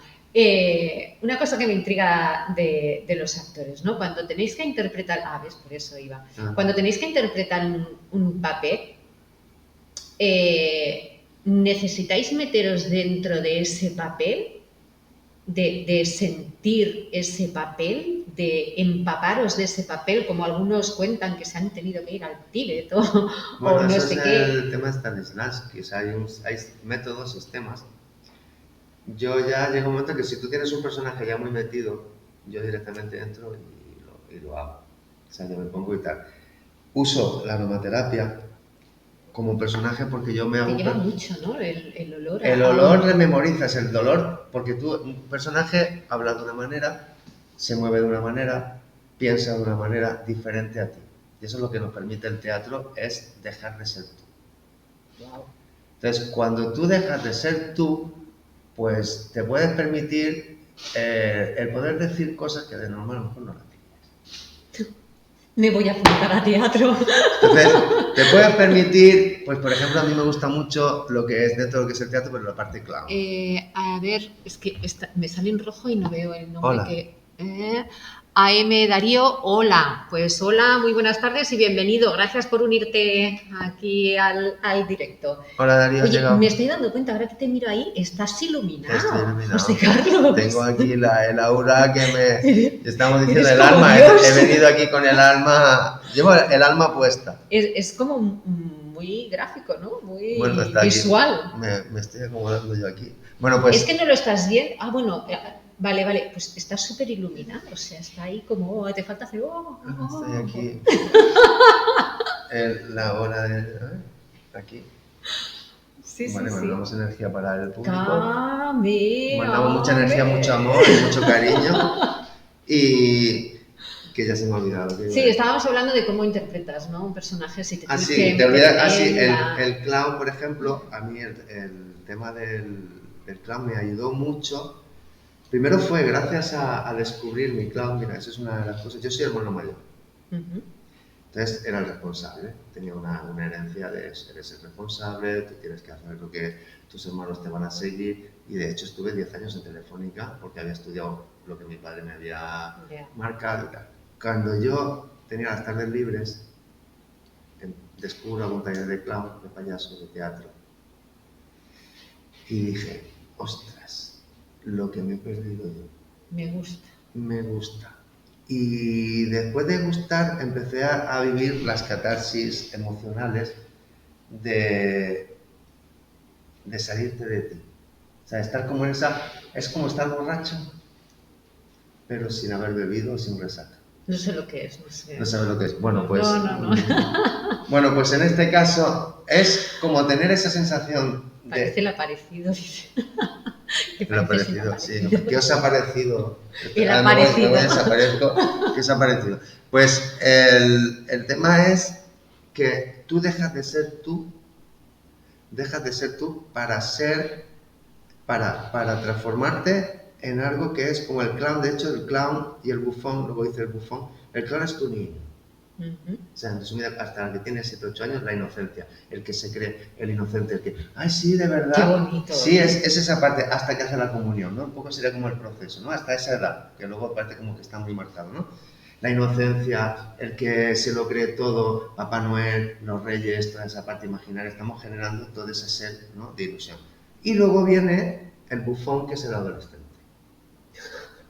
No podía estar más bien representado. Entonces, el bufón es el transgresor, el que se mete, el que se burla, el que se mueve en grupos, el que ridiculiza, el que hace el movie, o sea, el que... Sí, toda esa parte, la parte mala, la parte buena que es, porque también puede ser el que defienda, el que te plantee, el que te cuestione. Si hay una infancia buena, o sea, medianamente inocente, o sea, tienes un soporte que te permita luego llevar a un adolescente. Claro, cuando tú ves a los adultos, tú empiezas a ver y dices, este se ha quedado en fase de niño, este se ha quedado en adolescente. O sea, no han terminado, hay algunos que no hemos terminado. Yo recomendaría cursos de clown y de bufón. Entonces, hay mucho bufón, el que se ridiculiza. O sea, tú lo ves de adulto, dices, este está en adolescente. Porque, no, el adolescente, este me dura. O luego están los niños, los inocentes, porque no se atreven a ser bufones. Porque no, tienes que ser bufón. Y tienes que ponerte en esa parte de pensar con esa historia, pero pensarla, no hacerla. En la terapia de juego te permite, cuando digo terapia de juego dramático, cuando se lleva dentro del teatro, porque yo también la llevo a teatro, cuando hago con niños, yo hago hermano. A los niños les encanta que yo sea el que les robe los caramelos a los niños. ¿Sí? Sí. Y digo, vamos a jugar a que tú eres el que... No, nosotros te robamos los caramelos a ti.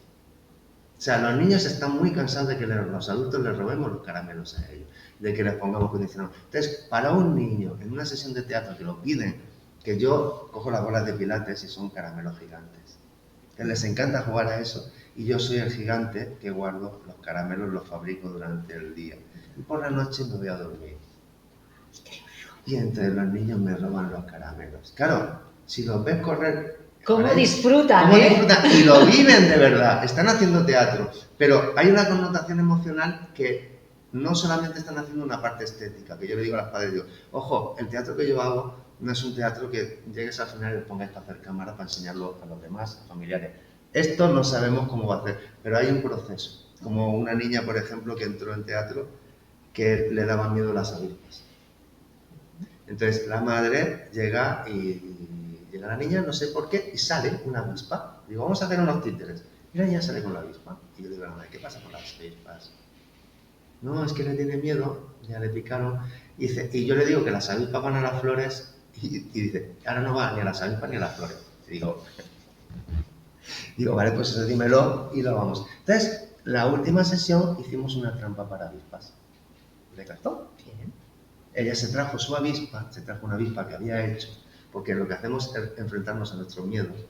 Trajo una avispa y le sugerí, ¿quieres que hagamos una trampa? ¿Te apetece una trampa para avispas? Sí. Entonces hizo... ¡Quiero matarlas todas! ¡Quiero! No, yo le dije, no hay que matarlas, sino tú dejas la trampa y las avispas van a la trampa y tú puedes estar tranquila. Entonces la madre al final me lo dijo, ¿sabes que nos vamos a ir al campo y se va a llevar la trampa de avispas? Wow.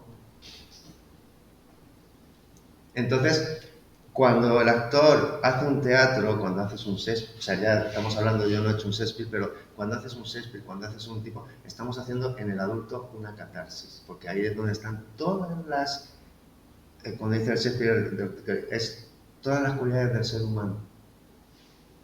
Y te está dando un aprendizaje de qué sucede cuando te persigue la sombra de tu padre, lo que has hecho, de no sé qué. Todas esas cosas, tú estás viviéndolo como ese proceso que te están dando ese plano.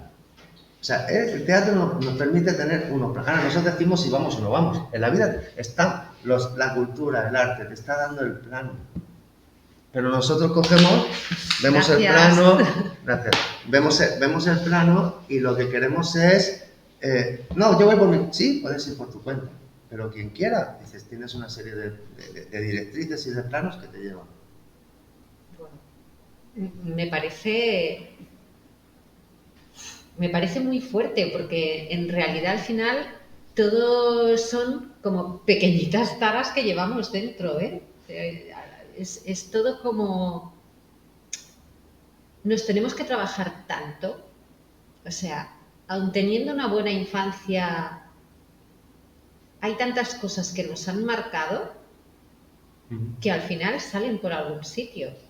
Por eso es cierto, por lo menos hablo de las mujeres, ¿vale? Porque con los hombres, como no soléis hablar de estas cosas, pues no os tengo tan calados. Ya.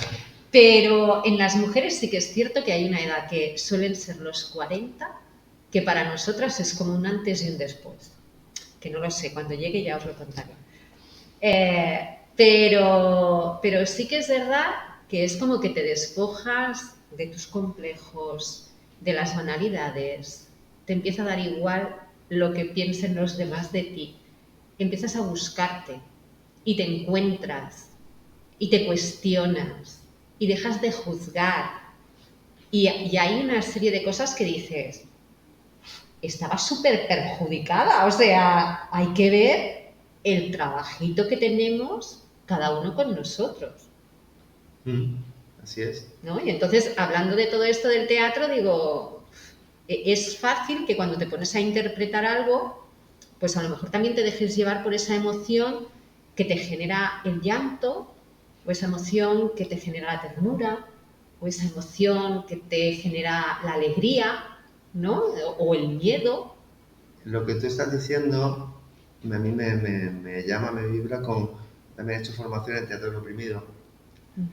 Y el teatro del oprimido, una de las variantes y muchas variantes, es hay una perspectiva profesional que es un grupo que van para colectivos y llevan una obra de teatro que puede durar 15 minutos. Imagínate que va un colectivo para mujeres.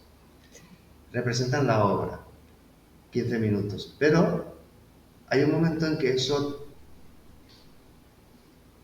que dices, eso no puede ser, y a alguien le salta. Entonces es cuando en el teatro los actores profesionales se bajan y le dicen, vale, sigue tú.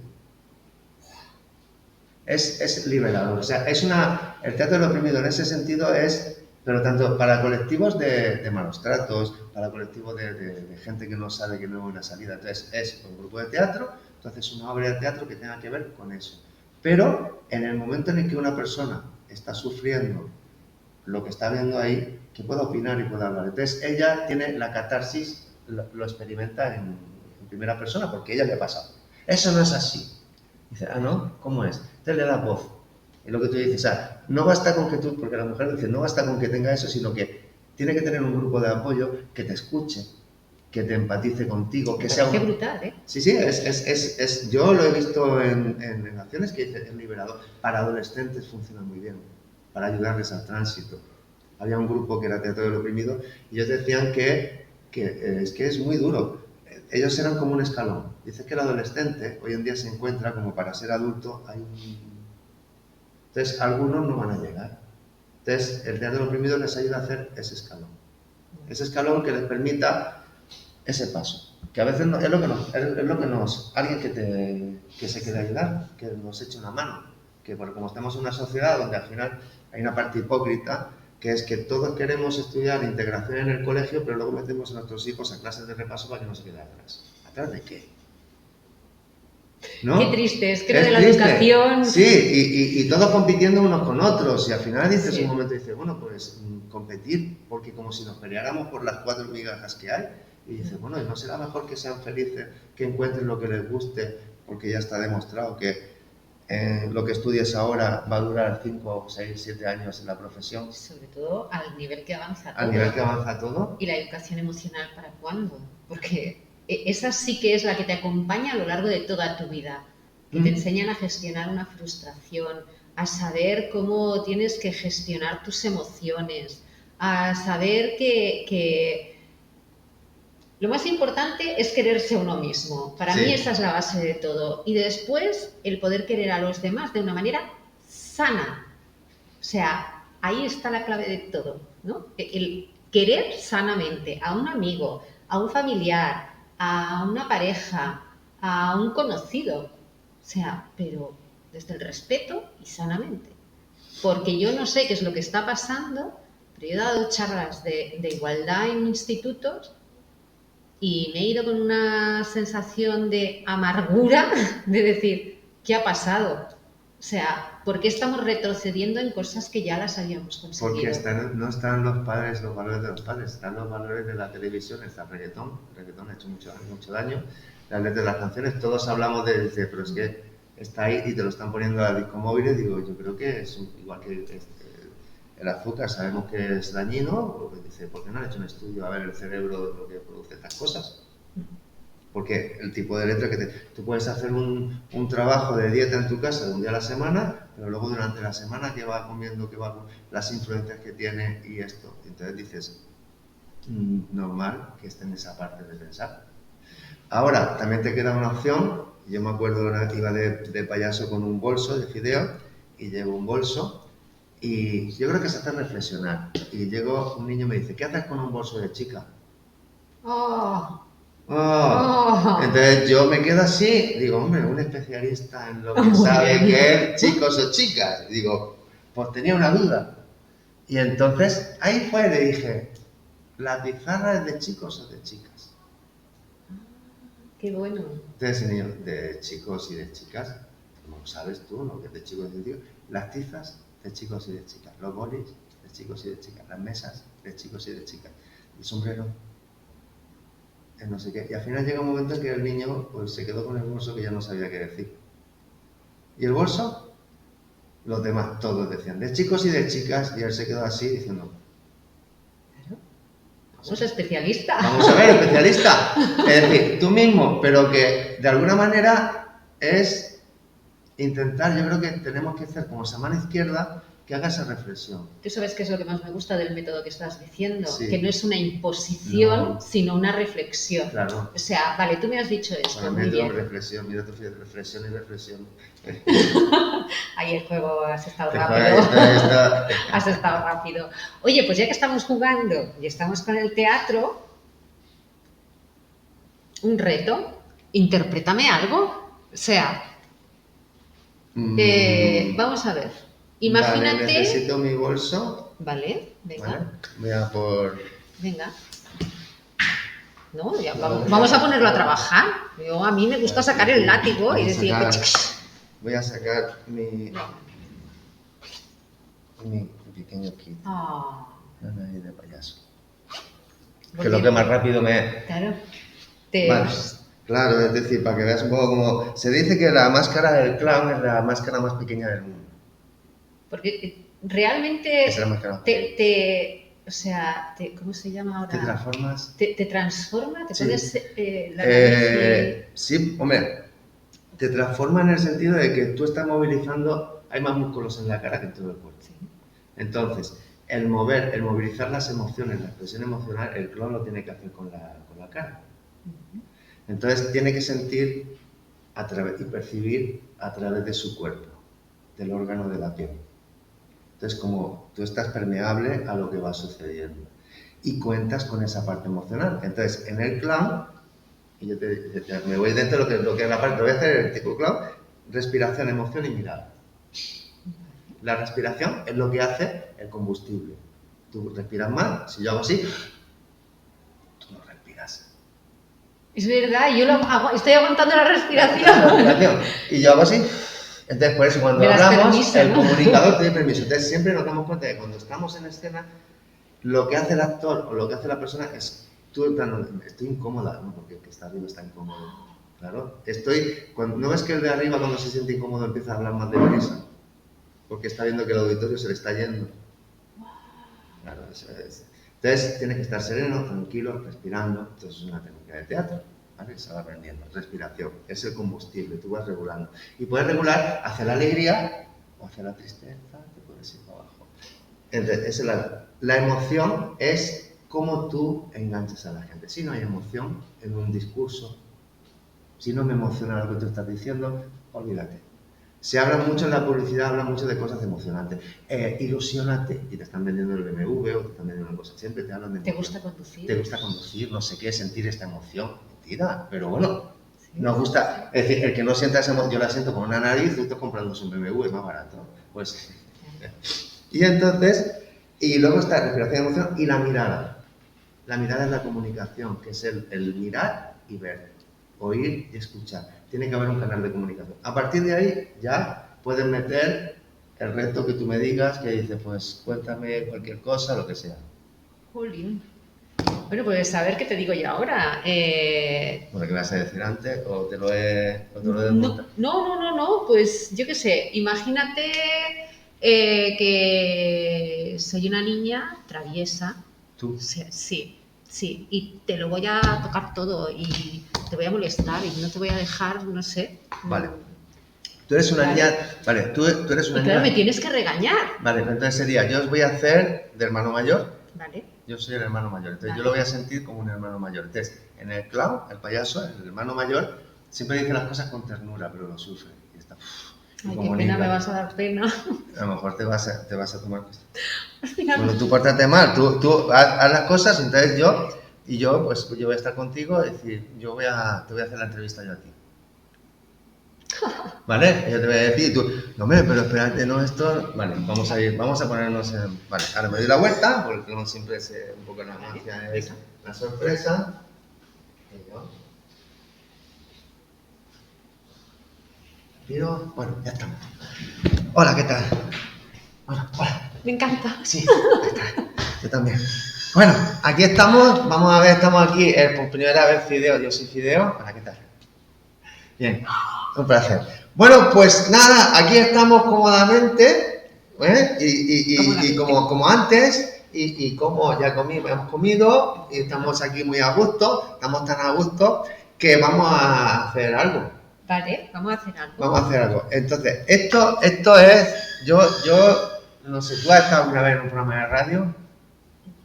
Nunca has estado en un programa de radio. Pues esto es muy fácil, mira, está el micrófono. Este es un micrófono. No, pero espera, pero el micrófono es que si lo toca, es que es para hablar. Pero ¿tienes ganas de tocar algo? Pues toma el boli. Vale, entonces, esto es para que tú te... Un poco puncha tú, ¿no? Un poco, me está pinchando. Me estaba, ya no es pinchar, me está vacunando ya. Pues, entonces, vamos, respiramos, cogemos aire, lo soltamos, ¿vale? Entonces, ¿qué eso qué es? Muy bien, esto es un papel, que viene muy bien porque vamos a hablar de teatro. Entonces, en el teatro se necesitan papeles. Entonces, vamos a empapelar. Yo pierdo los papeles. Pierde los papeles, se lo está pasando bien. Te lo está pasando bien. Bueno, pues en esa parte reverde, porque no es rebelde, es reverde. Es muy verde. Es muy verde porque entonces la parte reverde es porque todavía no ha madurado. ¿Tú cuánto fue? No está, entonces... Tengo 3. 3. Vale, pues 3. yo tengo uno todavía. Años. Vale, yo también. Entonces, yo hace 3 años... Bueno, pues entonces, antes de que si no se nos va a la entrevista. Se va a la entrevista y entonces vamos a... entrevista está la nariz. Entre la vista, entre los dos ojos. Vale. Entonces, la historia es, tú me vas a contar pero no sé si contar o cantar. Cantar no. No te voy a pedir que cantes. No. Porque ya te he puesto en un compromiso. Yo si quieres, bueno, pues entonces me vas a contar cuál de los momentos en los que tú has estado de niña. Recuerda un momento de niña en el que tú estabas, mira, vamos a situar, imagínate de niña, como la sensación de tener zapatos nuevos. Esa parte emocionante en la que estaba, que no, esa parte en la y vosotros también, ¿vale? Sí, vosotros también, sí. Os invito a que veáis esa parte de que uno está que no cabe en uno mismo. Sí. ¿Ves?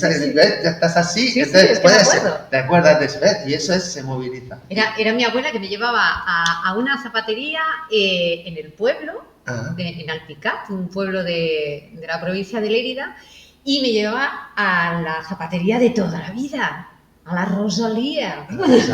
¿Eh? ¿Dónde era eso? En Lérida. En Lérida.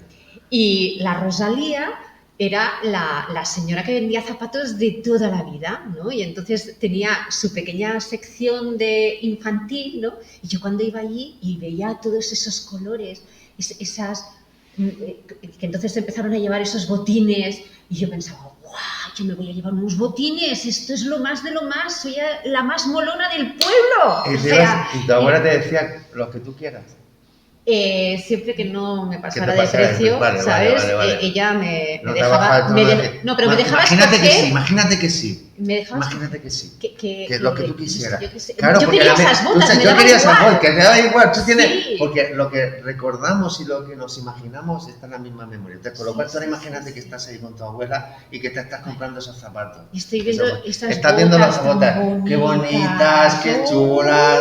Y la abuela te dice, mira, estas son las botas y esta para mi nieta. Le voy a dar estas botas para mi nieta porque se lo merece. Y entonces, esto es... ¿Cómo lo sientes? Sí, ¿verdad? Guau, es que además mi abuela... Esa buena parte... Ahí me has tocado, Te toca. Me has tocado, guau, mi abuela. Es como mi madre, mi abuela y mi abuelo para mí fueron lo más.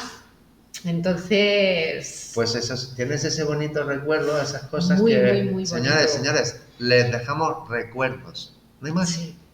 Los zapatos ya no están. ¿A qué no? No están. Ya no está el zapato, está el recuerdo ese. Y ese recuerdo es lo que te hace que tú puedas continuar con ese legado. El legado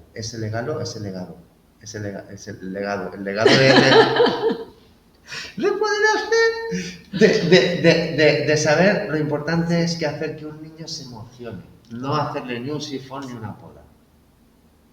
Que crezca, le das un soporte y que crezca en esa historia. Si supierais lo importante que es todo lo que está diciendo José Carlos, o sea, el tener esos recuerdos que de repente te remueven por dentro, esto. Que te remueve absolutamente todo por dentro y poder volver a esos 8 o 9 años que tenía yo justamente en este recuerdo de las botas, ¿no? O sea, es tan sumamente importante, bonito y emocionante, esa es la palabra, o sea, es tan emocionante sentir de nuevo ese momento como si estuviera con mi abuela, o sea, fíjate que es algo que nunca más había recordado. Esa es la catarsis de la que hablamos, porque la emoción empuja esas cosas. Entonces tú estás sintiendo emocionalmente, vives de tus recursos, te alimentas de estos recursos, cuando dices dentro del teatro, no sé qué, sí, pero está dentro de ti. Entonces, cuanto más vivencias tengas en la infancia, a nivel imaginativo, más ricos van a ser tus recursos como adulto. Tú estás sembrado, ya te lo digo. Yo no sé, pero tú estás sembrado. O sea, me ha encantado. Importantísimo.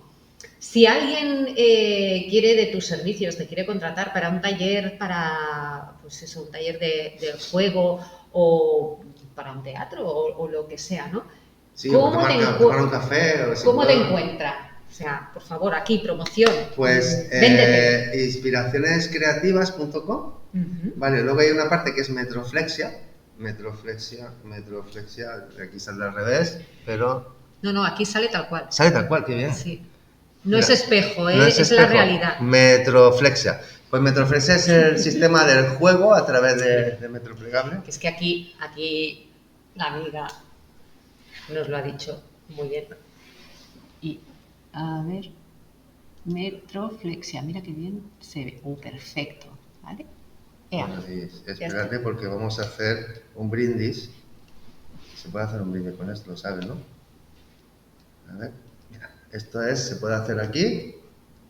Una copa. Sí, tengo esta para ti. Y yo me voy a hacer un brindis. ¡Feliz Año Nuevo! ¡Feliz Año Nuevo! Y es decir, una de las cosas que, mira, hoy estaba hablando del tema de la palabra finicio. Bueno, espérate, yo es que no quiero tanto. Así. Bueno, chin chin. ¡Feliz año! ¡Feliz año! Me lo bebo. Bueno, pues la palabra finicio es algo que acaba y algo que empieza al mismo tiempo. Finicio. Entonces, cuando tú has dicho lo de feliz año nuevo, es decir, a veces las cosas tenemos que darle esa pauta de acabar. Yo digo siempre en la terapia, hay que dar una pauta y una pausa. Tú das una pauta, vale, vamos a jugar con esto. ¿Qué esperas? Si el otro o la otra lo ha entendido. Porque a veces nos pasa y dices que no se entera de lo que le he dicho. Digo, no has explicado tú bien. Dicen que cuando hay problemas de comunicación, la culpa siempre es del que expresa, ¿eh? Sí, porque yo con los niños siempre al final he aprendido a decirles la pauta y luego termino diciendo, lo que estoy pidiendo es muy difícil. ¿Es algo injusto? Todos los niños, no. Bueno, porque siempre creo que es una parte que nos deberíamos de cuestionar, de esperar y de decir, estoy pidiéndote algo complicado porque veo que te cuesta trabajo. Estoy pidiéndote algo que sea. Entonces, no tener esa razón. ¿Es injusto lo que estoy pidiendo? No, pero en relaciones de pareja, en familiares, en todo. No, es injusto, ¿por qué? Y a lo mejor te planteas que dices, no, porque tú ayer fuiste el primero. Ah, pues tienes razón. Vale, pues esto primero. ¿Qué poco nos cuesta? Es verdad. Pero tú sabes una reflexión que estoy llegando yo totalmente. Ese es para ti, te lo regalo. Digo, voy a darle ahí ya bien cerradito porque engancha, estás ahí. Mary Poppins. Ya has visto que estoy yo todo el rato con un boli, pues fíjate. Ahora enseña lo que tienes aquí. ¿Qué te iba a decir? Que una de las reflexiones a la que estaba llegando yo ahora, cuando estabas tú explicando todo esto, digo, a lo mejor antes de hacer estos talleres a niños, sería muy importante, pero muy, muy importante, empezar con un taller con los padres. Porque, o si no, todo lo que uno puede enseñarle a los niños, los padres no lo cargamos así. Sí, en Valencia estaba haciendo, aquí ya todavía no, pero yo supongo que llegará el tema talleres con padres e hijos al mismo tiempo. Entonces eran como simultáneas de ajedrez, donde los padres lo hacían más sobre todo con pequeñines, de 0 a 3, entonces se ponían los padres a jugar con los niños. Entonces yo con un globo, los padres se quedaban flipados, ¿cómo se puede jugar con un globo? Yo sí. Entonces los padres que con pocos recursos se veían como desnudos, ¿no? Entonces yo les decía, mirad, entonces yo sacaba el globo, le ponía la curiosidad, entonces los niños se iban acercando y los padres diciendo, sí, ¿ves cómo vienen? Ahora el globo, y enseguida la gente iba a hinchar el globo. No, espera. O sea, nos comemos los... Venimos ansiosos. Sí, es como una ansiedad. Déjame, que yo lo ato. ¿Por qué corres? Entonces, esa ansiedad, creo que hay una parte donde, si tú ves el proceso, pero llamamos a comida rápida, esto rápido, en Amazon que te traiga el paquete rápido, digo yo que eso ya estamos a esto. TikTok, estamos a punto de mandar a los niños por Amazon al colegio. A esta. En dron. En dron, llega un momento y dice, llamas a Amazon, toma, llévase a mi niño. ¿No? Y eso es, entonces, toda esa ansiedad, Porque enseguida quieres hacer para... Y ya lo teníamos en Momo con los hombres grises. Y no lo estaban diciendo, sí, no lo están diciendo. Pero bueno, a lo mejor la gente no se ha leído lo de Momo. Es posible. Es posible, ¿verdad? Es posible. Pero bueno, fíjate. Pues, lectura recomendada. Sería muy bueno que pudieras dar talleres a los padres, porque creo que tocas puntos tan clave que la reflexión que te tienes que hacer como padre o como madre es: me lo estoy cargando todo. O sea, vamos a destruir para reconstruir, ¿no? Para hacerlo bien. Porque desde luego hay una cosa que dicen, que hasta los 7 años es cuando la criatura forma sus creencias, ¿no? Y sus valores. Y a partir de ahí resurgirá todo lo demás, que es ese inconsciente o subconsciente que después dices, no sé por qué me pasa esto, pero me pasa. Y viene todo de la infancia, ¿no? Entonces, si pudiéramos reconducir esa infancia y que fuera una infancia sana, desde la libertad de poder opinar y de poder crear sin que te hagan esa poda y todo ese daño que se genera, incluso esa obligación que yo recuerdo cuando eras pequeña y cuando venga un adulto le tienes que dar un beso. Ese es uno de los gérmenes del abuso. O sea, te lo digo un poco. Ahí es donde iba, fíjate. Es algo que yo no me corto en esas cosas porque... Esa autoridad del adulto de poder hacerte lo que quiera, ¿no? Porque sí, es decir, no le des... ese poder. Cuando las madres llegan y les dicen, pórtate bien, haz lo que él te diga. Haz lo que él te diga. Y yo le digo, sí, tengo razón.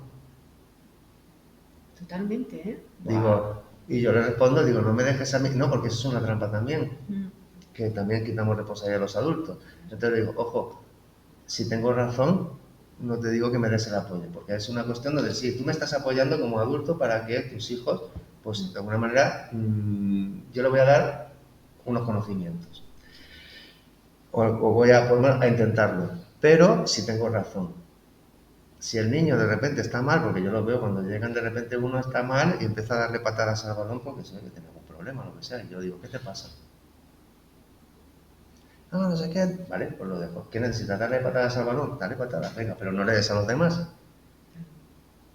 Y alguna vez me viene una, me ha dado con el balón, y llega, me ha dado con el balón en la cara, y entonces, claro, digo, vamos a hacer el aprendizaje. Le llamo al niño y dice, esto, no, sí ha sido, y buscamos como los adultos la justificación. Sin querer. Porque... No, sin querer, no sé qué, digo, vale, pero ¿cómo se repara esto? No le dices pídele perdón, no le dices nada. ¿Cómo se repara esto? Y se quedan así como diciendo, digo, ¿le has hecho daño? No lo sé, digo, pues vamos a ver primero si le has hecho daño. ¿Te has hecho daño? No, sí, aquí. Qué mono. Entonces, digo, ¿y cómo se te puede pasar? Y entonces, como adulto, ¿y cómo se te puede pasar? Bueno, no sé qué. Y luego dice, bueno, perdona, no sé qué. Ya está. Ya está. Entonces yo digo que una de las cosas que muchas veces los adultos pecamos de decir lo que tienen que decir, dile lo siento. Y entonces yo digo, cambié esa frase por decir, no digas primero con tu hijo cuando te venga, aunque sea el que haya provocado el daño, tú primero... Que sepa pensar. Que sepa pensar. Y tú le preguntas, no di lo siento, dime lo que sientes. Porque ha sido rabia, porque el otro se ha metido contigo, porque es que no vemos nada más que vemos la parte del agresor, en ese sentido. Sí. Pero a veces no ves de dónde ha venido esa parte. Y eso es algo que dices, yo no estoy defendiendo esa parte, sino quiero darle un espacio a que eso que ha pasado para que no vuelva a pasar. Porque si no, al final llega un momento, está claro, sí, que tienes que coger, si ha habido un momento así, que lo cortas. Pero luego decir, ¿qué es lo que ha pasado? Yo quiero saber. No, porque es que he sentido rabia, y cuando empiezas a ver que has ido a la infancia, que tú, es que ese conflicto lo tienes con tu hermano, que dices, son muchas horas de terapia, muchas historias, el que quiere currárselas, que se las curre. Que no, pues al final tú llegas y dices, pues evitas el problema, corta, pues no va al parque, pues no va aquí, no va allá. Bueno, pues voy evitando, pero cuando sea mayor no va a tener recursos. Sí. Que ser padre no es fácil, que no hay un manual, que no trae el manual bajo el brazo, y que hay que aprender muy poco a poco, pero sí que es verdad que te enseñan mucho más ellos a ti de lo que tú les enseñas a ellos, porque yo he aprendido muchísimo con mis hijas, ¿vale? Pero muchísimo. Entonces, es verdad que hay que estar como alerta de escuchar y de querer aprender, porque es que, o si no, se te pasa y no te has dado ni cuenta, ¿no? Acabas de decir tú, escuchar y decir, dime, ¿cómo lo hago? Y con mis hijos decía, es que yo estoy aprendiendo a ser padre, no sé. No es que a ti te hayan dado un título, yo estoy al mismo tiempo que tú aprendes a ser hijo, yo aprendo a ser padre. Entonces, dime, ¿cómo lo hago? ¿Qué tengo que hacer? O sea, y a veces como padres, el no tener la verdad absoluta alivia mucho. Sí. Creo que deberíamos de probarlo más, esa parte de no tener razón, de tener una razón en común. Vamos a encontrar esta. Entonces, en el momento que das ese chip, dices, ostras, ¿y por qué no lo he hecho ya antes? ¿Y por qué no tengo que tener siempre la verdad, lo absoluto, estar sobre seguro, el no decir que me he equivocado delante de los demás, de no sé qué, tengo que decir que me he comprado un coche y como al final tengo que decir que es el mejor coche del mundo y tengo que ponerlo? No, decir, te has equivocado. Ya está. Ya está. No pasa nada. No pasa nada, pero nadie se equivoca en Internet. Nadie se equivoca. Todo el mundo lo ve y todo el mundo tiene una vida fantástica, maravillosa, todos, perfecta. No sé, sois. Los que quizás son los que no están en Internet, los que están ahí, que no lo publicitan, porque claro, pero tenemos esa parte, yo lo veo en los partidos de fútbol, siempre enfocan al ganador. Al perdedor no, nunca. Entonces, tenemos que ser empáticos, pero ponme fútbol. Bueno, al perdedor se le enfoca cuando hay morbo. Claro. ¿Por qué? Porque está llorando. Porque está llorando, ¿vale? Sí, pero entonces decimos, pero luego vamos a las clases de empatía. Pues mira, me encantó, hablando de ganadores y perdedores, claro, todo es la actitud en esta vida, está claro, ¿no? Y entonces había un podio, eran niños chicos, ¿eh? Había un podio, el primero, el medio, el segundo y el tercero, ¿vale? Y entonces estaba el primero así, ¿no? Como serio, como diciendo, qué guay soy, ¿no? He ganado y estoy aquí, me falta hacer así, Chico Martini. Y después estaba el tercero saltando, como diciendo, ¡he quedado tercero, colega! ¡Tercero! Entonces, fíjate la actitud, ¿no? El primero, la soberbia, el no disfrutarlo, porque tendría que estar saltando y sentirse súper feliz. Y el tercero dislocado. Dislocado, sí. Pero dislocado. Aparte recuerdo esa foto que tú me estás diciendo. ¿Verdad? Sí, la recuerdo. Es que es muy gráfica. Es muy gráfica. Entonces la ves y sientes la emoción de ese niño que ha quedado tercero como ¡wow! Soy lo más. O sea, qué orgullosos están de mí mis padres, soy tercero, ¿no? Claro, es que el disfrutar, como esa parte de decir, de cualquier cosa que tú disfrutes, que te apasiones. Porque a fin de cuentas dices, esto es temporal, no dura toda la vida. Entonces, tú hay gente que vive de un triunfo constantemente y tú al final lo que le dices, mira, yo con mis hijos le decía, hagas lo que hagas que te guste. Que no, cuando mi hijo que iba, que cuando terminó el instituto me dice, papá, ¿qué estudio? Me pregunta a mí. Y yo le digo, cógete un año sabático, no estudies. ¡Ay, papá, ¿por qué me dices eso? Digo, porque mi padre me dijo que estudiar electrónica y no se lo perdoné en la vida. Entonces, tú me estás haciendo la misma trampa y yo no voy a decirte lo que tú tienes que estudiar. Simplemente tú ya lo sabes. Yo te digo que hagas un año sabático y como sé que por psicología inversa no lo vas a hacer, porque ya no voy a hacer lo que me diga mi padre, yo sé que algo vas a estudiar. Esa es buena pero también, la responsabilidad es tuya. Claro, pero tú lo has educado cuando es pequeño en la responsabilidad. O sea, es que no es... No, pero entonces, ¿qué hago? Espérate, te falta una cosa. Te falta coger, cuando tu hijo ha tirado un papel al suelo, recógelo. La responsabilidad. Tienes que educarlo en la libertad responsable. Ahora, si tú eso no funciona, seguramente tú le dices a tu hijo que no estudie nada y te va a decir, si ha habido una base, entonces ahí está. ¿Por qué me estás diciendo que no estudie? Si eso no ¿Por qué me estás diciendo que no estudie? Yo te estoy diciendo que cojas un año sabático, que te lo pienses, porque yo te estoy viendo dudando y tal. Y eso le hizo Chip y dice, no. Y luego ya pues se matriculó, hizo su formación y ahí está.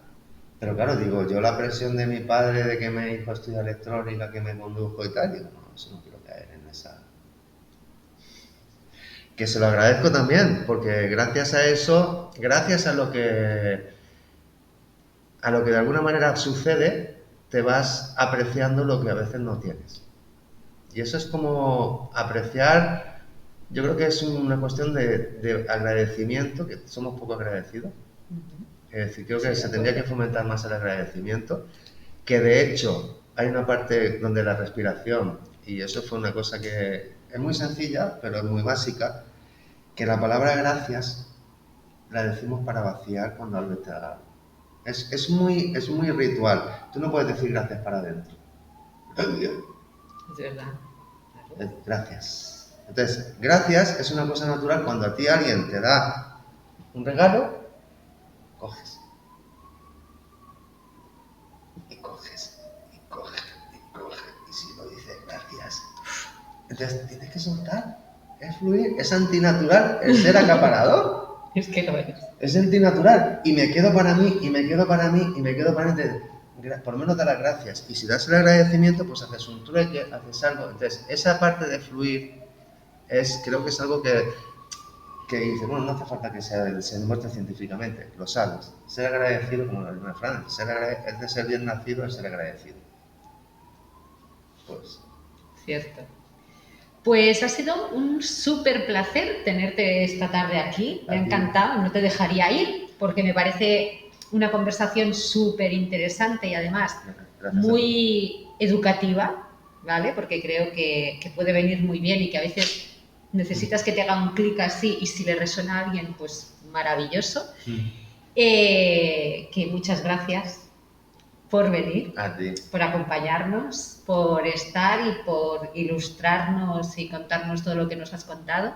Muchas gracias a todas vosotras y a todos vosotros que nos habéis acompañado también. Gran entrevista con un contenido excepcional, pues muchas gracias, felicidades. La verdad es que sí, que ha sido excepcional y que ha sido muy nutritivo. Lo vamos a decir así, muy nutritivo, ¿no? Que nos vemos el próximo martes con Rocío Villalba, que ya sabéis que también es cañera a tope. Que nos vemos a las 4. Besazos a todos y muchas gracias. Hasta luego. Hasta luego.